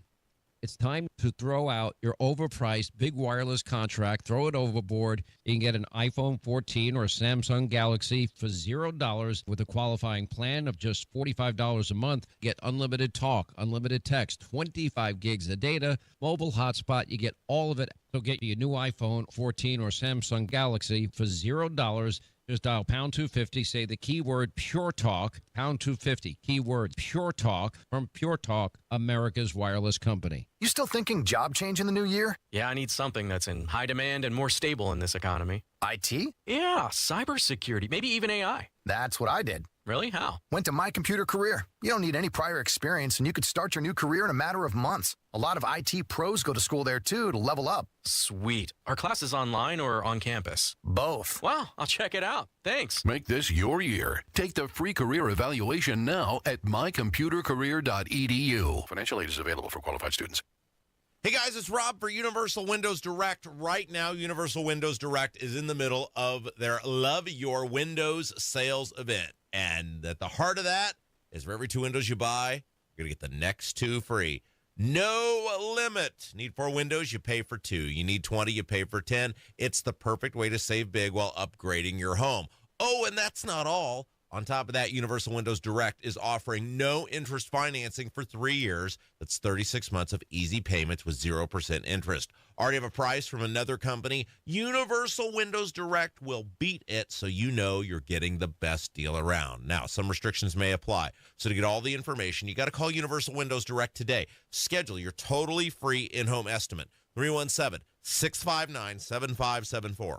317-659-7574. You can see everything for yourself on the web at universalwindowsdirect.com. Universalwindowsdirect.com, 317-659-7574. Tell them Rob sent you. For all your home's heating, plumbing, and drain needs, remember the man for all seasons, Chapman. Furnace tune-ups right now, only $89. Schedule online today at chapmanheating.com. That's chapmanheating.com. Go now to bwindow.com and receive $400 off per window and $250 off any patio or entry door, plus 2.99% financing.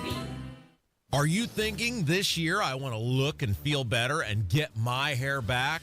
We Grow Hair Indy can help you do just that.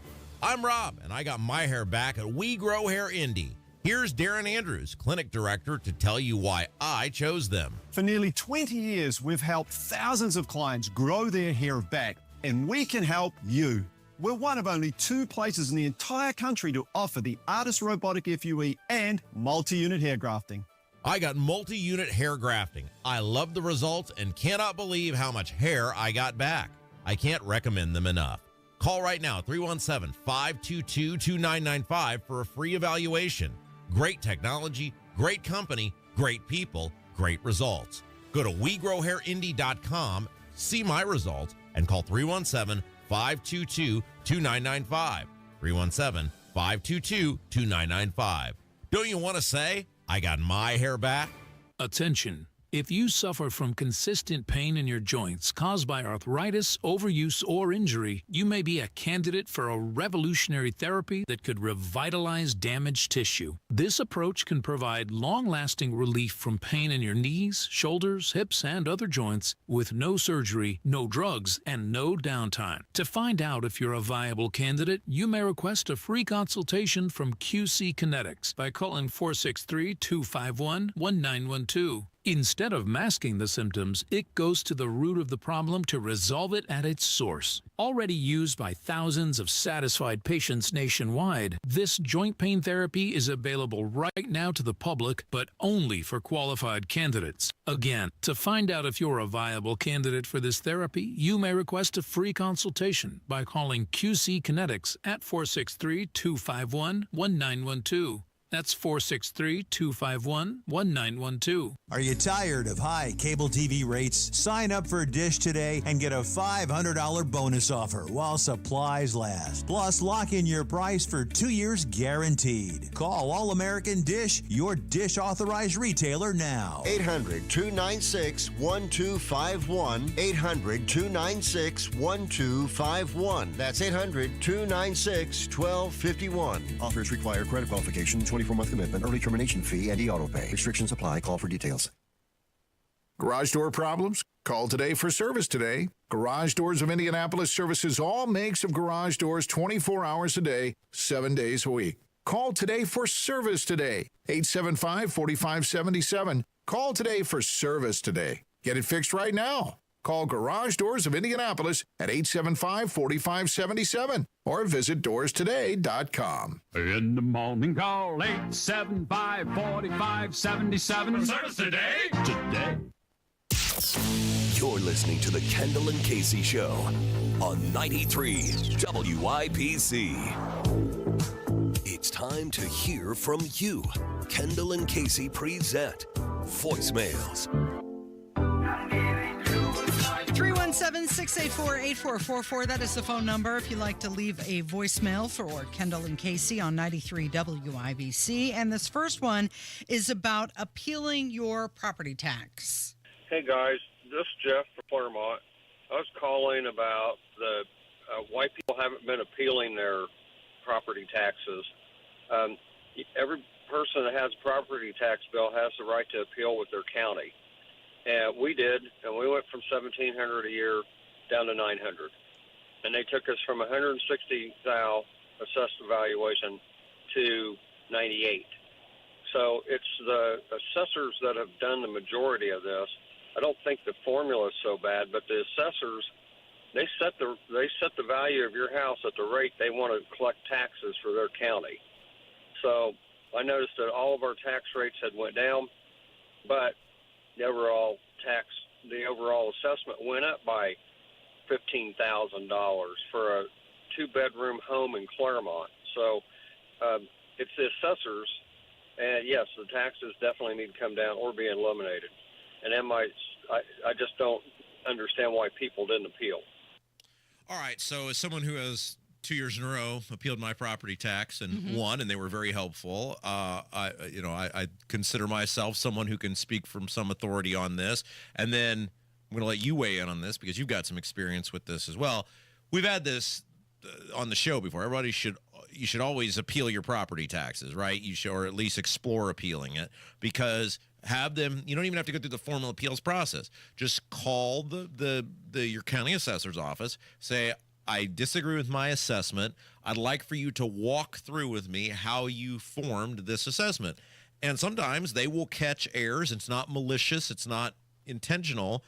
And you don't even have to go through the actual appeals process. They'll catch it early and make the adjustment for you. But this is what you pay these people for. You don't have to be mean about it. You can be nice about it and call over there and have them work through it. And especially if you get online, you can get online most places and look and see what your neighbors' homes are assessed at. If they're similar to yours, there may be a mistake. You might be able to. There's a bunch of different ways you can win these appeals, and it doesn't cost that I'm aware of. I think, and you might want to check to clarify this, but I think they changed the law a couple of years ago that it used to be you could get assessed higher if you formally appealed and lost. I think, and again, clarify. I think that's not a thing anymore. I think that you can appeal, and if they can't raise it on you, but make sure you check that before you go through the process. So you've got 45 days from the date of the notice of your assessment to initiate an appeal, an official appeal. You're saying you just called, but if you actually officially file paperwork, you've got 45 days to do that. That's the first step. You call Mm-hmm. and say, hey, I'd like for you to walk through this with me. You can go down there and meet with them. Then based on the explanation that they give you, then you can make that choice on whether or not, like with mine, twice, there was an error in the formula process. And I knew there was an error because I looked at the people around me and I saw what their homes were valued at versus mine. And I said, look, they're the same. They're very similar homes. There's no way there's that much difference. And twice they said, you're right. They made the change.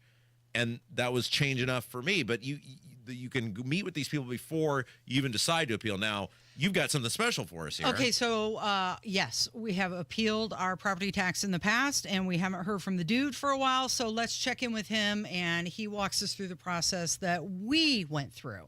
Well, good morning, Kendall and Casey. So, yeah, we did this. It had to be, about 15 years ago now. So this is around 2010, 2011, 2012 region. And we've appealed our property taxes several times. The very first time we did it, it worked. And we saw, pretty big. My recollection is it was about a 20% decrease in our property taxes because the assessor had made some mistakes during the process. And we went through that and showed comps about how similar houses in our areas had lower property taxes, and we got it done. However, we followed up and tried appealing at least 2 times after that, and it didn't work. And they came back to us and said, nope, you're going to pay the same property tax that we told you have to pay. Any reason why it didn't work the other times? Well, I think this is part of the dirty little secret of property taxes is it just depended on our local assessor in the local area that we lived at. And the rumor for a long time was the assessor was so overwhelmed that if you appealed your property taxes, chances are they were just going to go agree with you because they didn't have the manpower to fight you on it. But I think what happened is that word spread, and so everybody started appealing their property taxes, and the assessor was like, okay, we got to figure this out and do something different. Okay, now I've heard reports that people are afraid that if they try to appeal, their bill could come back even higher. Yeah, no, that did not happen to us, but the way I understand it, that is absolutely possible. Absolutely. There is a risk when you appeal this because it could go completely the opposite way than what you want. Now, when we did it the first time and we actually won, we hired a lawyer, didn't we?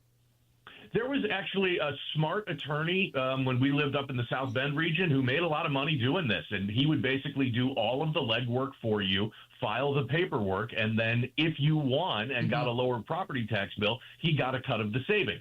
If you didn't get a lower property tax bill, you didn't have to pay a fee. It was actually a very successful business that this guy ran doing that. So that's the time that we did win the appeal. The other 2 times, did we hire the same guy?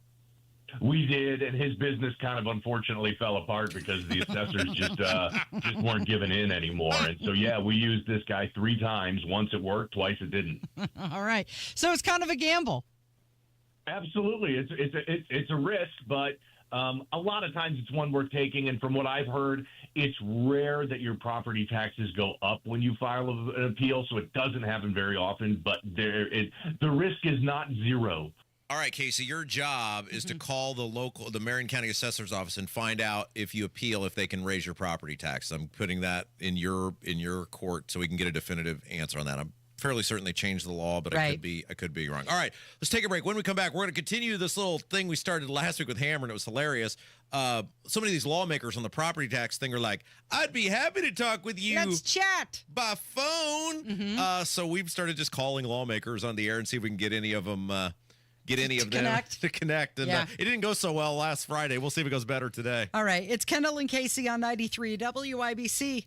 Discussing end-of-life matters can be uncomfortable, but it's also necessary to ensure that loved ones' wishes are well known ahead of time. This is Tina McIntosh, president of Joy's House and co-host of the Caregiver Crossing radio program. Up next, I'll share suggestions to help ease anxiety surrounding the talk. Cardon and Associates offers the finest senior living options tailored to your loved one's needs. Reservations are now being accepted for new apartments at Copper Trace in Westfield. Visit cardon.com. Direct, open, and honest conversation is the best way to discuss end-of-life wishes. Knowing your loved one's preferred treatments and desired arrangements will ready everyone for when the time comes. Also helpful, creating a will or trust to ensure assets are distributed accordingly. And consider an end-of-life doula to assist your family during the process. More tips like this are available anytime at caregivercrossingradio.org. With new weekly content created by Joy's House and distributed in partnership with Network Indiana, we're an on-air and online support group for Hoosier family caregivers. Hear conversations with experts, access a library of online education, and more at caregivercrossingradio.org. Recent talk about rising interest rates and economic uncertainty may have you wondering if now is the right time to sell your home. Will I get the price I need? Will it take too long? The good news, you don't have to figure this out by yourself. There's a friendly, no-pressure, experienced agent who eats and sleeps Indianapolis real estate, Mark Dietl. Perhaps you're worried you won't sell your home for the price you need. Mark Dietl guarantees your home sold at a mutually agreed-upon price and deadline, or he will buy it. Listen to what Greg in Franklin had to say about working with Mark Dietl. My tenant moved out of my investment property, and I was ready to sell. I heard about Mark on the radio, and everything they say is true. In 15 days on the market, I had a cash offer I wanted on the property. Selling with Mark Dietl was fast, easy, and profitable. Call the local Indianapolis agent I trust and recommend, and the agent who guarantees your home sold or he'll buy it. Call Mark Dietl at 317-755-4232 for all the details, or go online to markdietl.com. That's Mark, Dietel.com. Tell him Rob sent you. Terry Stacy for Cardwell Do It Best Home Center, just south of the Gateway Arch on Indy's South Side. Your discount roofing headquarters. Stop in for wholesale and factory direct pricing on the roofing shingles and supplies you need at the price you love. They offer dimensional and 3-tab shingles at low, low prices. Cardwell also carries a full line of best look quality paints produced by Sherwin-Williams, America's largest paint manufacturer, with paint and primer all in one. Cardwell also carries a full line of Hillman fasteners, and for winter, snow shovels, rock salt, and ice melter all in stock. At Cardwell Do It Best, you'll also find a full line of lawn and garden supplies, plumbing, electrical, with lumber and building materials too. Cardwell Home Center. Shop online at cardwellhomecenter.com with over 67,000 products available and free shipping to the store. Cardwell Do It Best, 3205 Madison Avenue, just south of the Gateway Arch on Indy's South Side, serving the greater Indianapolis community since 1945. Hi, I'm Charlie Comer from Comer & Cross Premium Garage Floor Coatings. If your garage floor looks bad with stains, cracks, and pits, it makes your entire garage look bad. And a bad epoxy job or chipping paint makes your garage or basement look worse. With one quick call to 1-800-NEW-FLOOR, I can save you $1,000 on a new Comer & Cross garage floor or basement floor during our winter sale. A Comer & Cross concrete floor coating is the gold standard. Guaranteed. A Comer & Cross garage floor won't chip, crack, or show tire lift like epoxy or paint ever. What's the Comer & Cross difference? We make it so easy. We move your stuff out for you. We fix the cracks and pits perfectly. In one day, you will love your gleaming new Comer & Cross garage floor or basement floor just in time for spring. Call us right now for $1,000 in savings during our winter sale. Operators are standing by now at 1-800-NEW-FLOOR. That's 1-800-NEW-FLOOR. Or go to COMERcross.com. That's are us. When dreams don't get in, that's are us. Right now, get $1,500 off a shower or tub replacement or $3,000 off a full bathroom remodel, plus low to no monthly payments. Call 765-545-BATH to schedule your free estimate or go to bathsareus.com. 765-545-BATH. That's are us. When dreams don't get in, that's are us. This is the story of the one who, as a maintenance specialist for a historic high-rise, knows that vintage charm historically needs constant attention. Which is why when it's time to upgrade turn-of-the-century mechanicals, they turn to Grainger. With easy access to 1 million-plus products and the scale to deliver when and where you need them. The right tools and supplies are never far away. So the one can keep that vintage building running like new. Call, click Grainger.com, or just stop by. Grainger, for the ones who get it done. One of the real advantages that we have here at Hendricks is the scope of the services that we have to offer in orthopedics. Whether they have a hip fracture or they're a high-functioning athlete, we're all working towards the same thing. To have them be able to have an elective surgery safely and then go home, also in a safe fashion, is of utmost importance. We very much want everyone to get back to doing everything that they were doing beforehand. We're really invested in it. Unstoppable orthopedic care. Learn more at hendricks.org/ortho. You want to listen all day to WIBC, but you don't always have time. Don't worry. There's a podcast for that. The WIBC Mashup. Daily highlights from your favorite hosts, Tony Katz, Kendall and Casey, and Hammer and Nigel. Subscribe wherever you get your podcasts. Hey, Kevin, won't you put me on through? Gonna call up one of these lying dudes. Hurry up. Put me on the line. I want to hear this weasel tell more lies. From the #1 rated Hammer and Nigel program, Jason Hammer in the studio. Good morning. Got a text message from an Indiana lawmaker over the weekend that said, calling lying dudes is a banger. And just keep on these guys. Yeah. Keep on these guys. So reset what we're going to do here, Rob. So because during Senate Bill 1, the outrage of the people getting screwed by these lawmakers and them gutting the property tax bill, some of these people were responding and they were like, I would be happy to chat with you by phone. Right. They all want to chat by phone. And we keep hearing everybody say, contact your lawmaker, call them. So that's what we're going to do. We are the voice of the people on this show. So we have a segment that we're going to do each day called Calling Lying Dudes. The people that promised tax relief for the people. That's right. And then ultimately turned around and did the opposite. And we tried this. We tried to call Scott Baldwin on Friday. On Friday. And that woman who took the message either is the flash of court reporting or she didn't write anything down that Hammer said. Did you get any return correspondence? I've yet to hear back from the office of Scott Baldwin. Wow, that's very surprising. So, I mean, he's had several days now. So she didn't write any of that down. And let's see. We're going to call. I thought today we're going to call Travis Holdman. Straight to the top. He's the guy who wrote Senate Bill 1. Okay. And no doubt he would love to have a conversation with you about this bill that he not only wrote, but then I guess it was so bad he got in the bill. Now, did I hear correctly that many members of the Senate are now saying, I hope the House fixes the bill? Yes, they voted for a bill that they said is very flawed. Let's call him. Kevin's dialing the phone here. And this is the author of the bill. That's right, Travis Holdman. That's correct. Do we know which area he serves, Rob? Where is he from? He's from around here, I think. He's pretty close. District 19. Let's see. I'll look it up here. Thank you for calling the Senate. Oh, we're on hold again. Okay. Indiana State Senate, how may I help you? Hi, my name is Jason Hammer. I'm on the radio live right now in 93 WIBC in Indianapolis, and so are you. We're trying to find Senator Holdman, Travis Holdman, because we have a question about the property tax SB 1. Okay, I can transfer your call to Senator Holdman. Carolyn will be his assistant. One moment, please. Thank you. Allen County, Wells County, Adams County, By the Jay way, County. These folks have been awesome. Yeah, like they're the great. first group They're of great. people. Great assistance. It's nice. Indiana State Senate. Hi, this is Jason Hammer. I'm on the air right now on 93 WIBC in Indianapolis. So are you right now. We're trying to get a hold of Senator Holdman because we have a question about SB 1. Sure, this is not Senator Holdman's office, but I can transfer you there. Okay, that'd be great. Thank you. All right, one moment. Yeah, because she said Carolyn would be. That's right. Yeah. Oh, Caroline. Neil Diamond, didn't he write a song about her? Sweet Caroline. Dun, dun, dun. One of the great sing-alongs of all time. That's right. And, so it looks like Allen County, Wells County, Blackford County, Jay County. And that's like Adams Fort County. Wayne stuff, right? Like Allen County? Allen County, Yeah, that's yeah. right. Yeah. There's a nice little map there. You can look this up on. He's the chair of the tax and fiscal policy. Okay. Well, there you go. He's the chairman. It's also on Chairman of the board. appropriations, rules, and Come to the right legislative place. procedure. Absolutely. I was just making some music maybe while we were on hold. It'd be great if there was Neil Diamond, Sweet Caroline. You know, at this point, you have to question whether you're still on hold.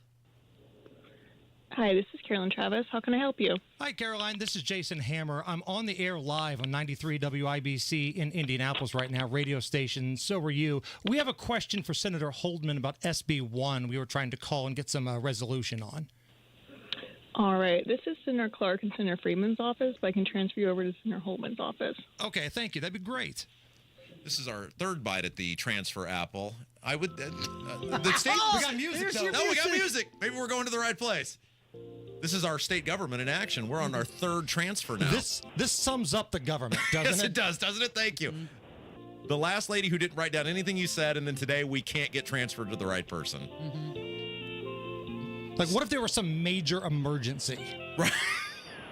You know, if they were going to make a made-for-TV movie about Kurt Darling, this would be the background music. I'd kind of picture them, you know, the backing track. The wind blowing through his hair. You know, tomorrow's the last day for Kurt. We got a surprise for him. Oh, really? Yeah, tomorrow's Kurt's last day with us. Yeah. Does Kurt know that? It is his last day. now. It's not the time to be making these jokes around here, guys. Well, this has been just an efficient, fun process as we've tried to contact our lawmakers. Yeah. Because they all want to talk by phone. Yeah, you just can't get transferred to the right all person. Do. All of them. Real efficient. It's a state that works. Is that still our logo? A slogan? State that works? This is the same on-hold music I get when I call my doctor. Kathleen said in the YouTube chat this is purposeful. I'm beginning to think it may be. Sure. You think so? Yeah. I'll have to come with a nickname for Holdman since he doesn't want to talk to us. On-hold Holdman. On-hold Holdman. Hey, look, we're willing to just play nothing but spots the next hour if we got to do to get to Travis Holdman. So you think you're going to outlast us? You people are dreaming. I should have started the timer. Oh, here we go. Hold on. Indiana Senate, Debbie speaking. Hi, Debbie. This is Jason Hammer. I'm on the air at 93 WIBC, live on the radio right now. We were trying to get a hold of Travis Holdman, and we kept getting redirected to different people, and we never really got a chance to speak to him or his voicemail. Oh, okay. He is not available right now, but I can give him a message and have him or let him know that you called. Sure, that'd be great. It's from the Kendall and Casey show along with Jason Hammer, and we were wondering in regards to SB1, we know he wrote the bill, so we were wondering why in the latest hearing he was hoping that the House would fix the bill. Like, it's confusing to us, so we just wanted to get a little resolution on that. Yeah, we don't understand why he wrote such a bad bill. If the bill was so bad, why did he present such a bad bill? That's what we're looking for clarification on. Okay, well, I can sure give him the message. Is there a number? Yes. Phone number? Yes. Between 9 and noon is the best time to call. Area code 317-239-9393. Okay. Well, I will be sure and give him the message that you called. Thank you so much. You've been a rock star. You've been the best part of this whole process. Thank you. Thank you. All Bye. right, bye-bye. Okay. There you go. Your government at work. This segment is going exactly how I thought it would go. This sums up your government, your elected officials. So when we tell you primaries matter, yes, get your pasty white cans out there, your pasty white rear end, and vote some of these turds out. What do you have coming up today? Larry the Cable Guy is scheduled to join us, and I got to tee off on a former Wish TV employee. Oh, boy. Thanks, Hammer. It is Kendall and Casey on 93 WIBC.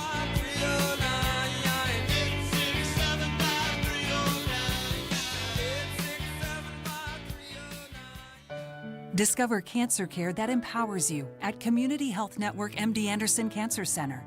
Our multidisciplinary care team will guide you every step along the way. It was very overwhelming at first, but I found this whole community of people who are understanding and just very supportive.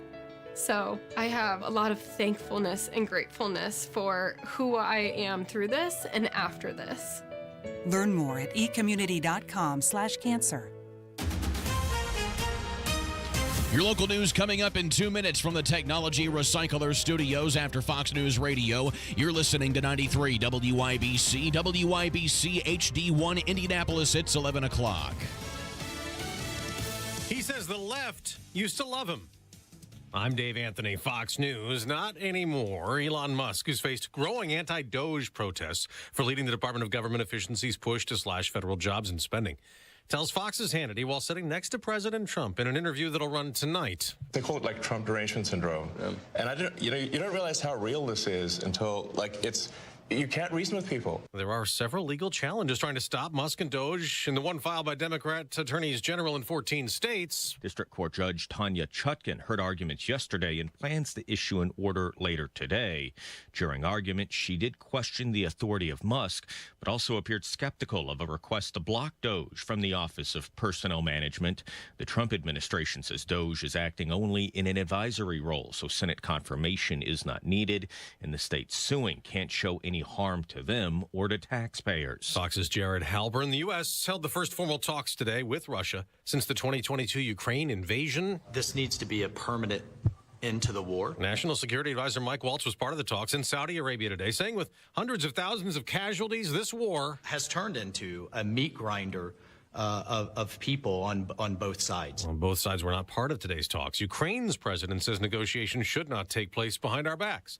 While talks continue trying to work out a second phase to the ceasefire in Gaza, phase one will soon end. And Fox's Greg Palcott reports from Tel Aviv. Israeli government today says all the remaining living hostages to be released in this phase, 6, will be freed on Saturday. That'll be a very busy day. And the remains of 4 of the 8 deceased hostages in this stage will be handed over by Hamas to Israel on Thursday. Now, today's the deadline for Israeli troops to withdraw from Lebanon in a ceasefire deal with Hezbollah. Some left, but not all, leaving Israeli soldiers in 5 locations. Lebanese officials call that a violation and an occupation. America's listening to Fox News.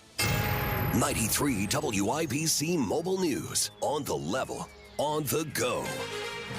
Cold and more snow. It's 11 degrees and cloudy downtown. I'm Kirk Darling. Here's what's trending at 11:02. Bitterly cold temperatures will be hanging around all week. Ryan Hedrick reports. We're 25 degrees colder than usual for this time of year, says Mike Ryan, a forecaster at the National Weather Service, Indianapolis. Really bitterly cold temperatures probably last through Thursday, and then we'll start to see temperatures warm Friday. And really, by the time we get into the weekend, we're going to be back close to normal by Sunday. Ryan says 2 snowstorms will hit the area over the next 48 hours, and with the colder temperatures, the roads will stay slick. Ryan Hedrick, 93 WIBC Mobile News. A person killed in a hit and run this morning downtown. It happened in the area of Michigan and Illinois Street. Police are looking for whoever hit the person. Annexing counties from Illinois. A bill to do that is picking up steam in the state legislature. The counties in question, which are heavily Republican, want to secede from Illinois. Indiana House Speaker Todd Houston says he wants to see them part of Indiana. To Illinois counties and residents feeling unheard and unrepresented, we hear you, and we'd like to invite you to come back home again to Indiana. But to do that, it would not only need the approval of the Indiana legislature, but also the Illinois legislature and Congress. Indiana Task Force 1 is helping with the relief efforts in Kentucky that have been devastated by flooding. Handle everything from search and rescue, which includes canine. It includes handling hazmat issues. It includes collecting data on the damage that we're seeing. Mike Pruitt with the task force says they're there as long as needed. Hendricks County has been named the best place in the state to raise a family. That's according to Smart Asset. The study ranked the county first, focused on 4 main factors: housing equity, academic performance, child costs, as well as access to recreation and community centers. As you would expect, Hendricks County ranked highly in all those categories. I'm Kirk Darling, on the level, on the go, and on WIBC.com. You still thinking job change in the new year? Yeah, I need something that's in high demand and more stable in this economy. IT? Yeah, cybersecurity, maybe even AI. That's what I did. Really? How? Went to My Computer Career. You don't need any prior experience, and you could start your new career in a matter of months. A lot of IT pros go to school there, too, to level up. Sweet. Are classes online or on campus? Both. Wow, I'll check it out. Thanks. Make this your year. Take the free career evaluation now at mycomputercareer.edu. Financial aid is available for qualified students. Book your custom patio project before March 1st and save up to $2,500. Indie Decorative Concrete, the patio experts. Big enough to service, small enough to care. Hi, this is Denny Smith for Exercise Inc. A lot of folks give up on their bodies in their 40s or 50s. Statistically, we gain 1.5 pounds every year past 50, and it's usually a tough slog to fight that. 19 years ago, I took a friend's recommendation, and I went to Exercise Inc. for one of their free consultations. Me? I didn't want to get heavy. I wanted to stay trim and in shape, and that was really a struggle. 19 years ago I went, and 19 years later, I'm still going every week. They've helped me to reach and maintain my health and fitness goals, and they do that with specific strength training in only 20 minutes a week. You've just got to try this health and exercise approach, and the consultation is free. My guess is that, like me, you'll be skeptical for the first couple of weeks, and then it happens. You'll feel better. You'll probably lose some weight, and you'll probably look better, too. Go to Exercise Inc. today and sign up for a free consultation. Avon, Brownsburg, Zionsville, and Greenwood, now in Fishers, too. ExerciseInc.com. I'm Kareem Abdul-Jabbar. I learned about atrial fibrillation the hard way. My symptoms would come and go. Shortness of breath, fatigue. I kept going. Then I got so lightheaded, I couldn't. My doctor said I have AFib, so I'm about 5 times more likely to have a stroke. Other symptoms, irregular heartbeat, heart racing, chest pain can come and go, but the risk of stroke stays. If you have symptoms, tell a doctor. Visit notimetowait.com. Sponsored by Bristol-Myers Squibb and Pfizer. You're listening to Rob Kendall. When we talk about sending money somewhere, we're talking about printing the money because we have no money. And Casey Daniels. My government would never lie to me, would they? On 93 WIBC. Good morning. It is Tuesday, February 18th, 6 minutes after 11 with Kendall and Casey on 93 WIBC. So House Republicans, they unveiled a nearly $47 billion budget. Budget includes funding for education, school choice, public safety, additional initiatives. However, nothing for you. Nothing. That's exactly what I was going to say, Rob. Nothing for you. You don't get a rate reset on your property taxes. And they made that crystal clear yesterday during the third reading of SB 1. It passed and now moves to the House. So let's go back, because this is where our show, why we are number one and why they hate us and why they fear us, because we tell you exactly what's going on.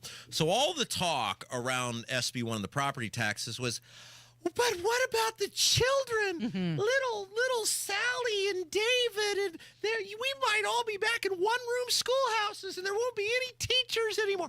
Let's talk about the school funding formula for a moment, shall we? Okay, so I'm going to do some math on the air, right? Like, I'm going to do some real-world math and show you how ridiculous this is, just based on the amount of money schools are getting in the school funding formula. So I took where I live, which is the Brownsburg school system. Under the new school funding formula, they would see roughly $8 million. Now, keep in mind, state money just pays for teachers. Remember this. This is the dirty little secret they never want to talk about. When the property tax caps went in place, it wasn't like it was some tax cut for everybody. They raised your sales tax. They essentially shifted the tax away from property to sales tax. So it wasn't like, oh, we starved everybody.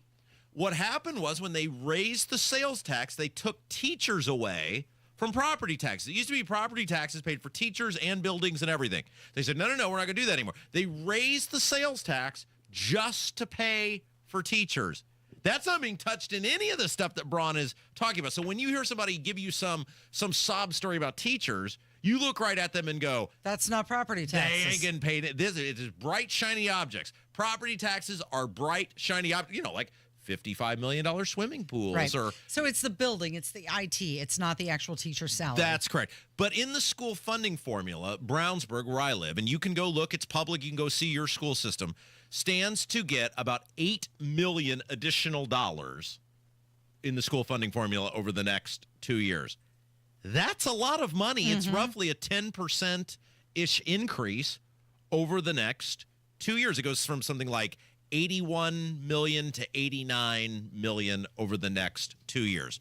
So let's just play this out, like theoretically, how this would work compared to what they might lose under Braun's plan. So we're going to do a little public school math here on the air, right? Okay. So they're getting $8 million additional dollars from the state. So that's sort of our baseline of new money that's coming in, which, by the way, all pays basically just teachers, right? So Brownsburg's assessed value is roughly $2 billion. So I put $2 billion in my handy dandy calculator, and of the $2 billion, now I'm aiming super high on this, right? So if we said 1%, which is the property tax caps, of $2 billion is 0.01, that's $20 million. Now, keep in mind, Brownsburg's not going to lose anywhere close to $20 million because the overwhelming majority of property taxes in your community come from commercial development because they pay 3%, whereas you as a homeowner pay 1%. And then second on the list is rentals. And so let's say you cut that, take that $20 million, we'll divide it by 3. I'm just doing loose math here on the air. I could probably tell you this if I actually did a deep dive. Now we're down to about $6 million of property taxes, and that would be if every home were paying 1%. But of course, it's not. It's only homes pre-2021 that had a homestead credit in 2021. So go ahead and divide that by 0.33. So roughly, Brownsburg would probably lose. Now, again, this is just rough estimates. If you give me a week, I can probably give you an exact number. Let's say they, air quote, lost $4 million. That's amongst all the entities. The schools are half of that. That's $2 million. So the Brownsburg school system might, under Braun's plan, theoretically, quote unquote, lose $2 million, but they're going to gain $8 million in the state funding formula. So you're going to be $6 million ahead, and somehow they're not going to be able to survive on getting $6 million additional dollars. Yeah, that's what you're led to believe. Let's just say it's $3 million the school would lose. They're still coming out $5 million ahead. Really? That's what we're bitching about here? The fact you're irate over the fact that some school system is going to end up, some thriving, affluent suburban school system is going to end up $5 million ahead from where they are right now? So Braun put it very well, and I think you can understand this. He said if your boss cut your raise from 5% to 2%, you'd still be making more. Only politicians would call that a pay cut. Yeah, so Braun came out yesterday. So, okay, a couple things that are in motion here. I was told Braun did an interview with Terre Haute Television, which will air later tonight, in which he was asked directly whether he would not only veto the bill but potentially call a special session if this bill doesn't get in line with what he laid out, on the campaign trail, and then obviously in the state of the state. And I think we'll be able to talk about this tomorrow. I think it's airing tonight. He said he's not ruling that out. His quote appeared to say that exact same thing. He didn't use those exact words. So Braun is doing his part. Braun is not going, oh, this is great, or oh, we'll make. He was very forceful in the language in that tweet that he put out. He said the bill has a long way to go before it gets my signature. Yeah. Braun cannot sign that bill and in its current form or anything close to its current form, and he knows it. And here's the thing yesterday when those lawmakers were one after another getting up there and talking about how bad the bill is, but they're still going to vote for it. It tells you that they know the people are overwhelmingly against what they're doing. They know the people are wise to what a giant crap sandwich they're serving the taxpayers of Indiana. And they're essentially admitting that because they didn't say that when it came out of committee. You didn't hear that from anybody when it came out of committee. But after our audience bombarded them with calls and emails and everything else, now you're hearing from them. And Braun knows this too.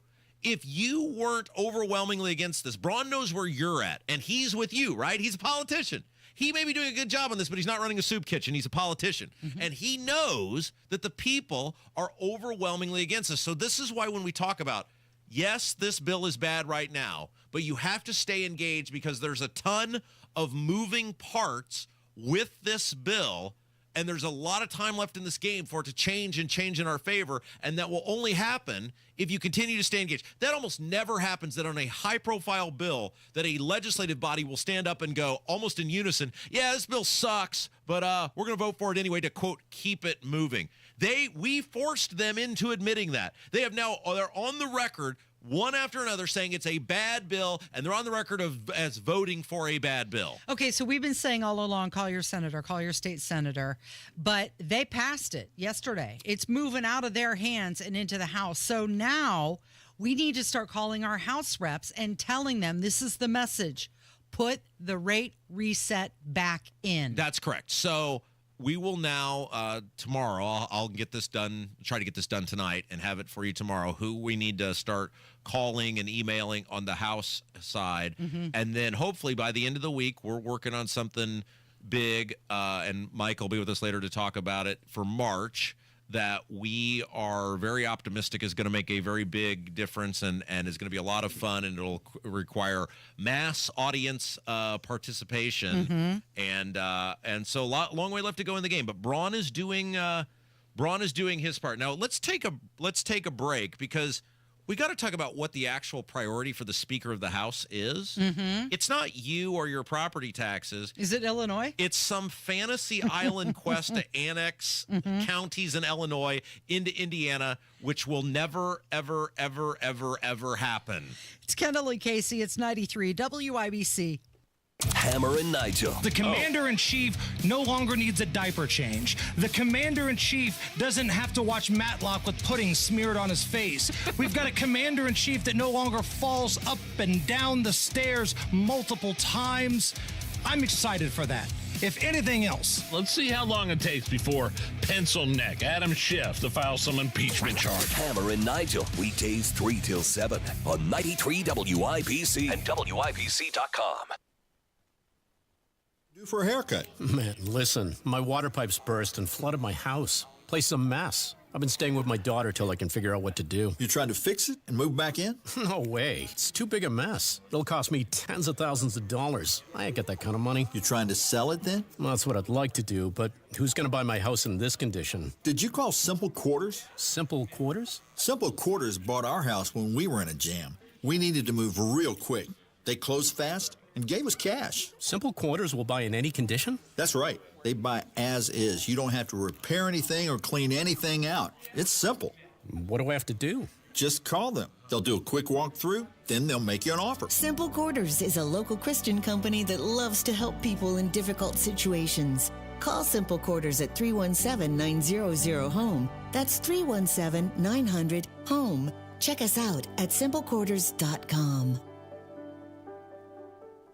Better water is getting even better at C&J Water. Get a free Premier Reverse Osmosis System when you purchase any water softener and save $990. C&J is the water treatment partner of the Indiana Pacers and Fever and believes everyone deserves better water, well water, or city water. When you invest in any new water softener from C&J, you'll get their Premier Reverse Osmosis System. That's a $990 value absolutely free. C&J Water for great systems and great people too. 317-733-SOFT. It's time to throw out your overpriced big wireless contract. Throw it overboard. You can get an iPhone 14 or a Samsung Galaxy for $0 with a qualifying plan of just $45 a month. Get unlimited talk, unlimited text, 25 gigs of data, mobile hotspot. You get all of it. So get your new iPhone 14 or Samsung Galaxy for $0. Just dial pound 250, say the keyword Pure Talk, pound 250, keyword Pure Talk from Pure Talk, America's wireless company.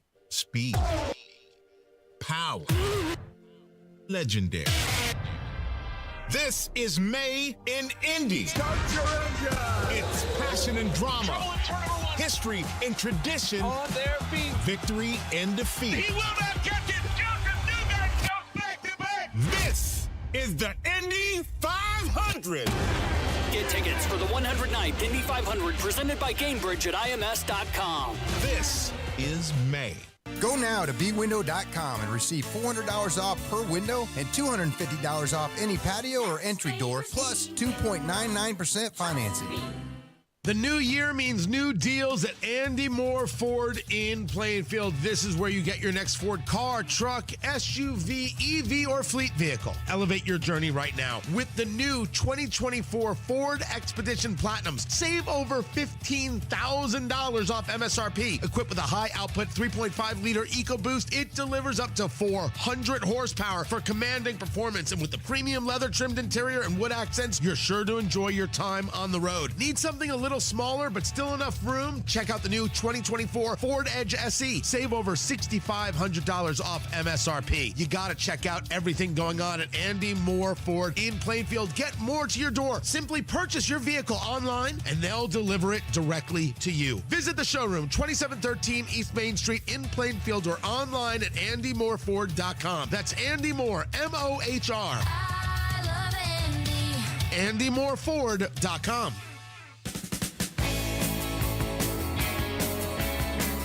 93 Casey. Yeah, Rob. I have two options for you. What's that? Option number one. Mm-hmm.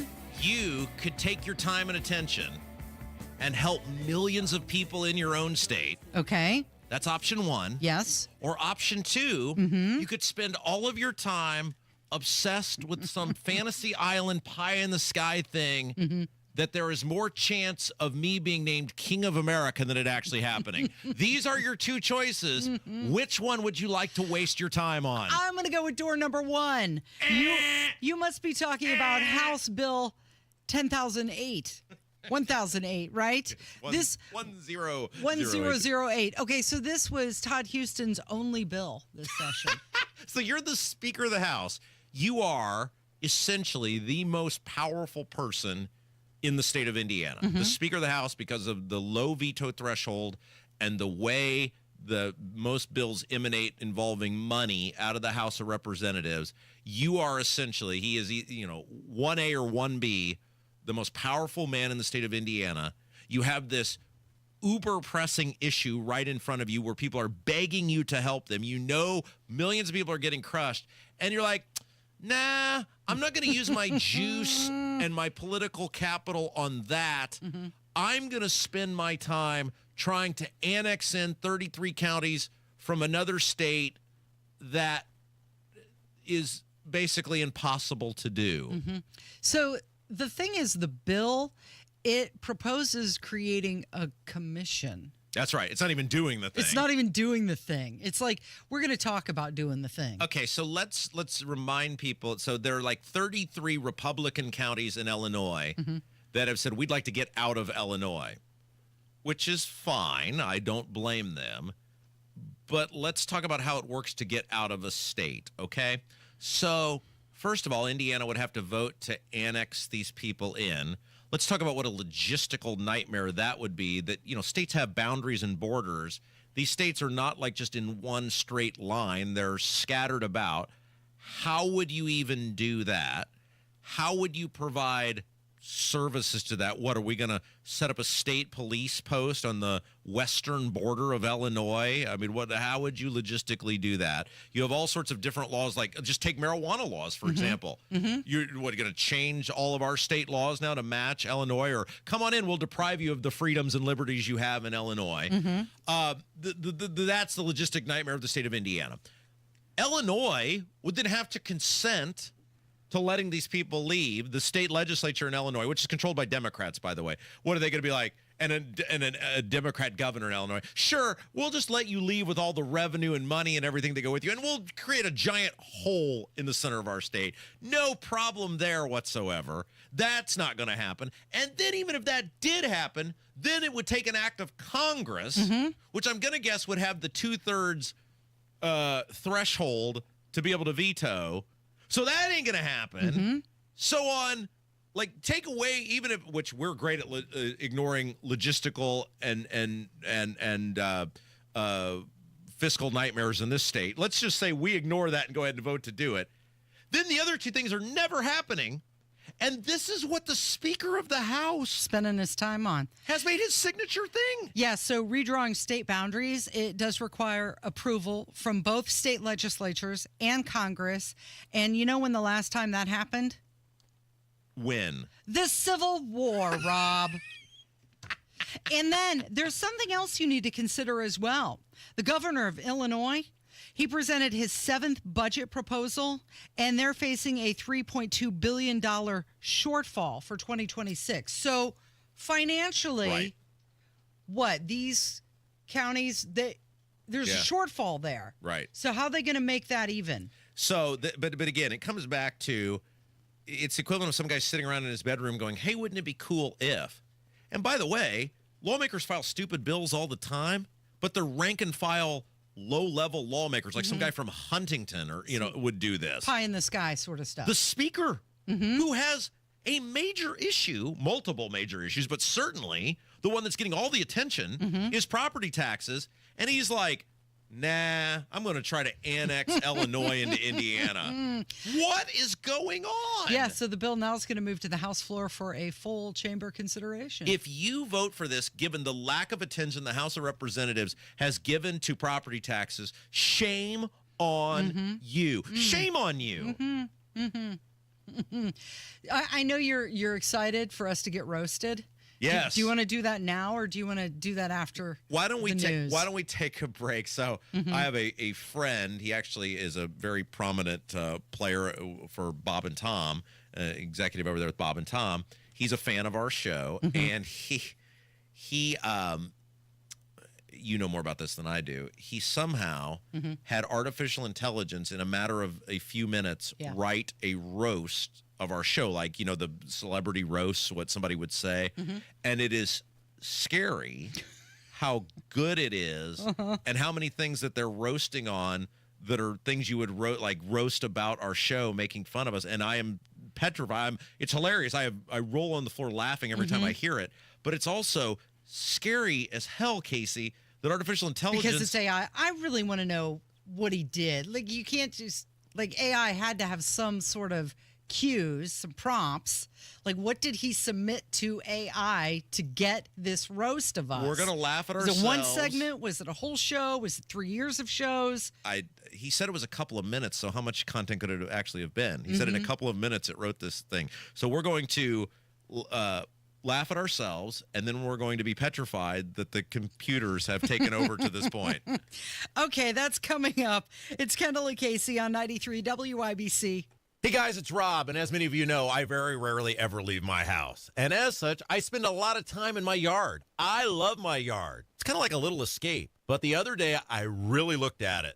And man, it's just not looking the way I want it to look. And with spring on the horizon, the bigger problem is I don't have a clue how to fix it. Quite frankly, with the work it needs, I probably just don't have the time. So I called Save-A-Tree, the tree, shrub, and lawn experts. And coming up here in the next couple of weeks, Save-A-Tree is coming to my house, and they are going to revamp my entire yard. They're going to bring it back to life. They're going to help me make my lawn look the way I want it just in time for spring. Save-A-Tree is going to make my yard look great after some tough weather. See how beautiful your yard can be. Set up your own evaluation at saveatree.com. SAVATREE.com, or dial pound 250 on your smart device and say the keyword Save a Tree. That's pound 250, keyword Save a Tree.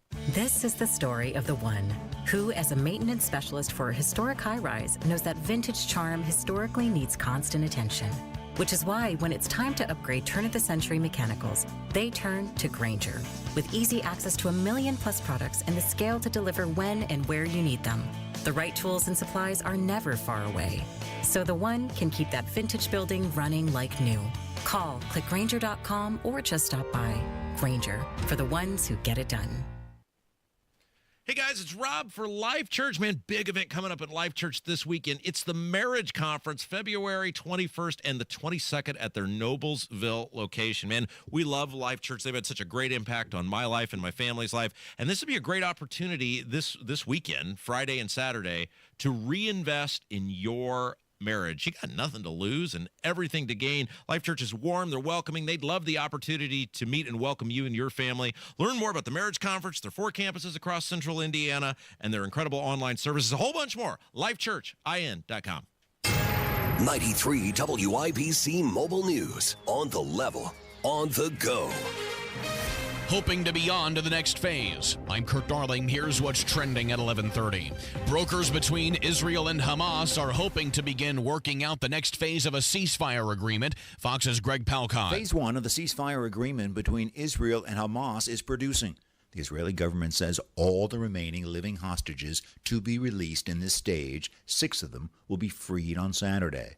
Along with the release of the rest of the hostages, Phase 2 of the ceasefire agreement will limit Hamas and Israel inside Gaza. In Tel Aviv, Greg Palcon, Fox News. The Education Department is telling universities all across the U.S. it will cut funding if they continue with diversity, equity, and inclusion programs. The Trump administration has cracked down on DEI and says it considers those programs illegal. I'm Kurt Darling, on the level, on the go, and on WIBC.com.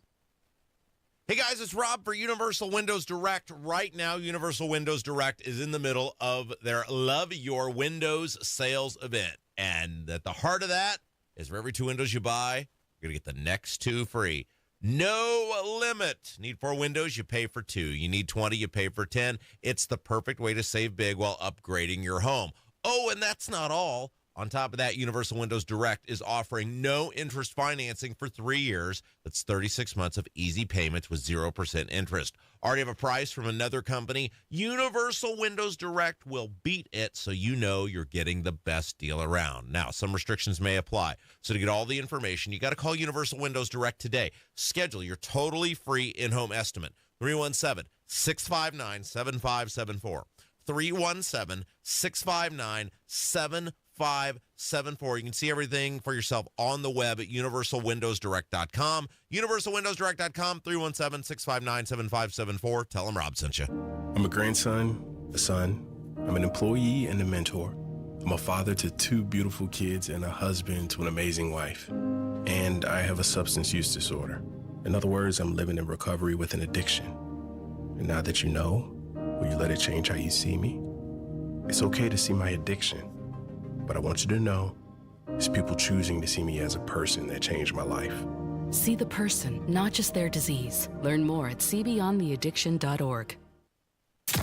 You're listening to the Kendall and Casey Show on 93 WIBC. I got to be honest with you. Yeah. AI scares me to death. Yeah? Well, It's not helping your productivity? We've had this conversation before. I don't even know what it is. I don't know how it operates. My wife lives in that world, and she, knows all these things, and I just, it's Terminator, right? Like the machines are taking over. So Fortune magazine is reporting that there's this new AI economy that's emerging, and there's a big difference between startup corporations and larger organizations that have been around for a while, and the larger organizations are the ones that are falling behind because the startups are taking full advantage. Well, it's a great example. It's just basically like my marriage, right? Like my wife is much younger than me. She's into this stuff. I'm falling behind. It scares me. Like I look at him like, how does it, I don't understand how it works. And this is what I don't get is how it knows what to do. There's some sort of command You give function. it prompts. Yeah. But how does it know? You tell it what you want it to do. And Elon Musk actually has just introduced Grok 3. Who? Elon. But I know who that is. Well, he introduced who? Grok 3. What is that? Which is his form of AI on X. There's a 1 and a 2? There's a 3 now, but only if you have the Premium Plus subscription. So, is it like a sequel to a movie where if I missed the first couple ones, I won't know what's going on in this one? You ever see people posting their memes on X, and you're like, I can tell that's AI? Sure, yeah. It'd be like Donald Trump with kittens. I got the whatever. 2010 vision. I'm good at spotting the AI visually. That's made with Grok. Oh. Yeah. That's what it does? Yeah, it makes you can Trump just with put kittens? in there, give me a picture of Donald Trump with kittens. Okay, so is there any, other than fun uses, is there any like societal benefit use to this stuff, or is it just people are being idiots and eventually it's going to take over everything? No, I think there's a lot of use for it. FAFO. People are using it to help them be more productive. Like, for example, I planned an entire cross-country trip and said, I want the most effective for gas mileage, go. And it takes you, and it tells you exactly how long you'll be spending in each place, how much it'll cost, how many miles. So we're risking humanity so that you can save $4 on a trip? Yeah. That's what's going on here. You can do things like help me write a book or help me learn a new skill. Help me write a book. The person who's writing a book is to write the book. Right. But not anymore. It sounds like we are risking humanity for laziness. That's what this sounds like to me. I have written books. I know how to write a book. The purpose of writing a book is to write the book. Now let somebody else write the book for you. Well, you could say, I want to learn a new skill. Give me a plan to do this. What pitfalls am I looking for? And we are eliminating hard work is what we're doing. Let's just call it what it is. Or you could say you're being more efficient. No, you're just having somebody else do something for you. Well, yeah. You're eliminating your obligation to do stuff. Okay, so I have a friend who is a very high muckety-muck over there with Bob and Tom Industries. He is a big fan of our show. Yeah. And he sent me this over the weekend. He had AI. Yeah. Chat GPT. Is that what it's called? That's one of them. Okay. write a roast of our show. Like, they do the comedy roasts or whatever. Sure. They had ChatGPT write a roast of our show. He said it took him a couple of minutes. Sure.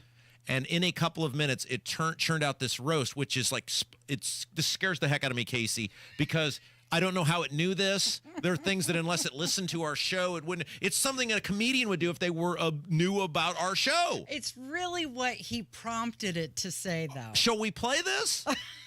If we have to. I mean, it's hilarious. We roast other people all the time. Yeah. So we're just proving to our listeners that we can dish it out and we can take it. Go. The Kendall and Casey Show on WIBC, where political hot takes meet the energy of a lukewarm gas station coffee. Rob Kendall yells like a guy who just discovered talk radio exists, while Casey Daniels nods along like a hostage forced to agree with everything. It's like listening to your uncle rant at Thanksgiving, but with commercial breaks. The show's entire format is basically Boomer Facebook, but make it audio. They recycle the same 3 talking points every day, sprinkle in some forced laughter, and call it a broadcast. If you've ever wanted to hear the same complaints about taxes, the media, and the good old days on a never-ending loop, congratulations. You found your perfect radio nightmare.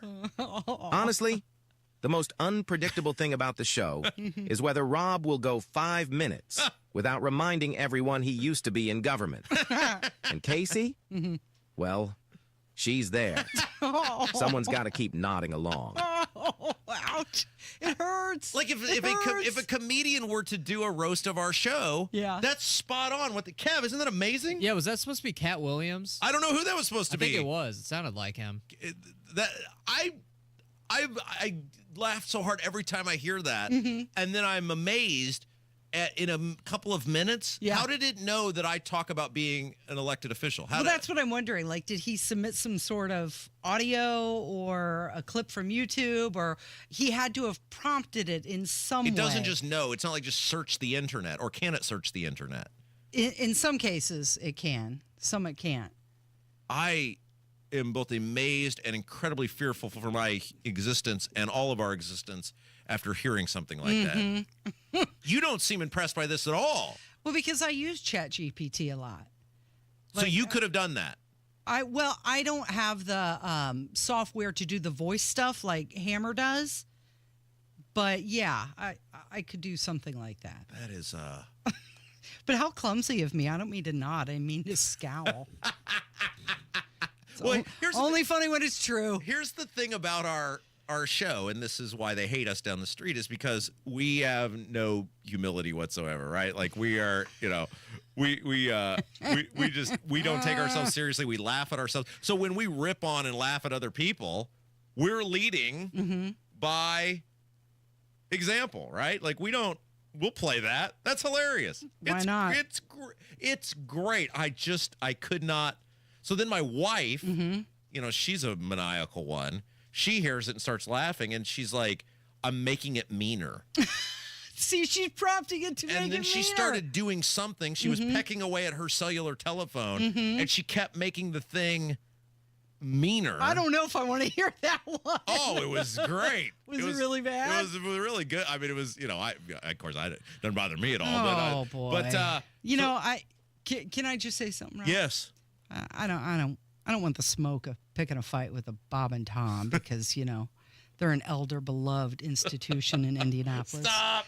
Kind of like a grandfather. I see what you're doing. Stop. I get that we're interesting to listen to. We're massively informative. We talk about things that affect people's lives in an entertaining and engaging way.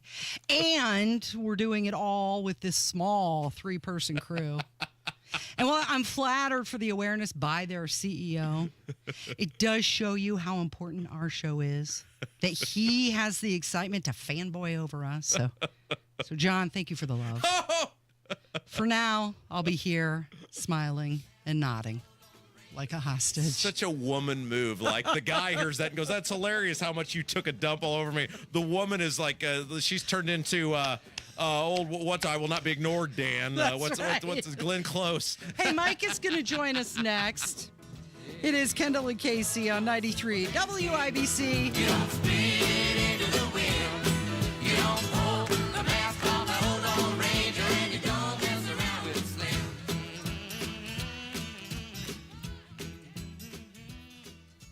Pat Sullivan here for the Michaelis Corporation. I'm here with Michaela to talk about water damage. Water damage at your home or business can come from heavy rains, broken or frozen pipes, and countless other ways. Michaela, if someone has a loss due to water, why should they call Michaelis? Michaelis is a local, family-owned Indianapolis company with 39 years experience. We are manning the phones and ready to help 24/7, 365. Michaelis specializes in water damage restoration, is IICRC certified, and will restore your home or business to pre-loss condition or better. I know a big part of getting back to normal is dealing with the insurance company. Can Michaelis help there? Yes, Michaelis works through the entire process on your behalf to make it easy and give you peace of mind. If you have water damage, call the Michaelis Corporation. Water, storms, fire, and mold, life happens. Michaelis happens to help you through it.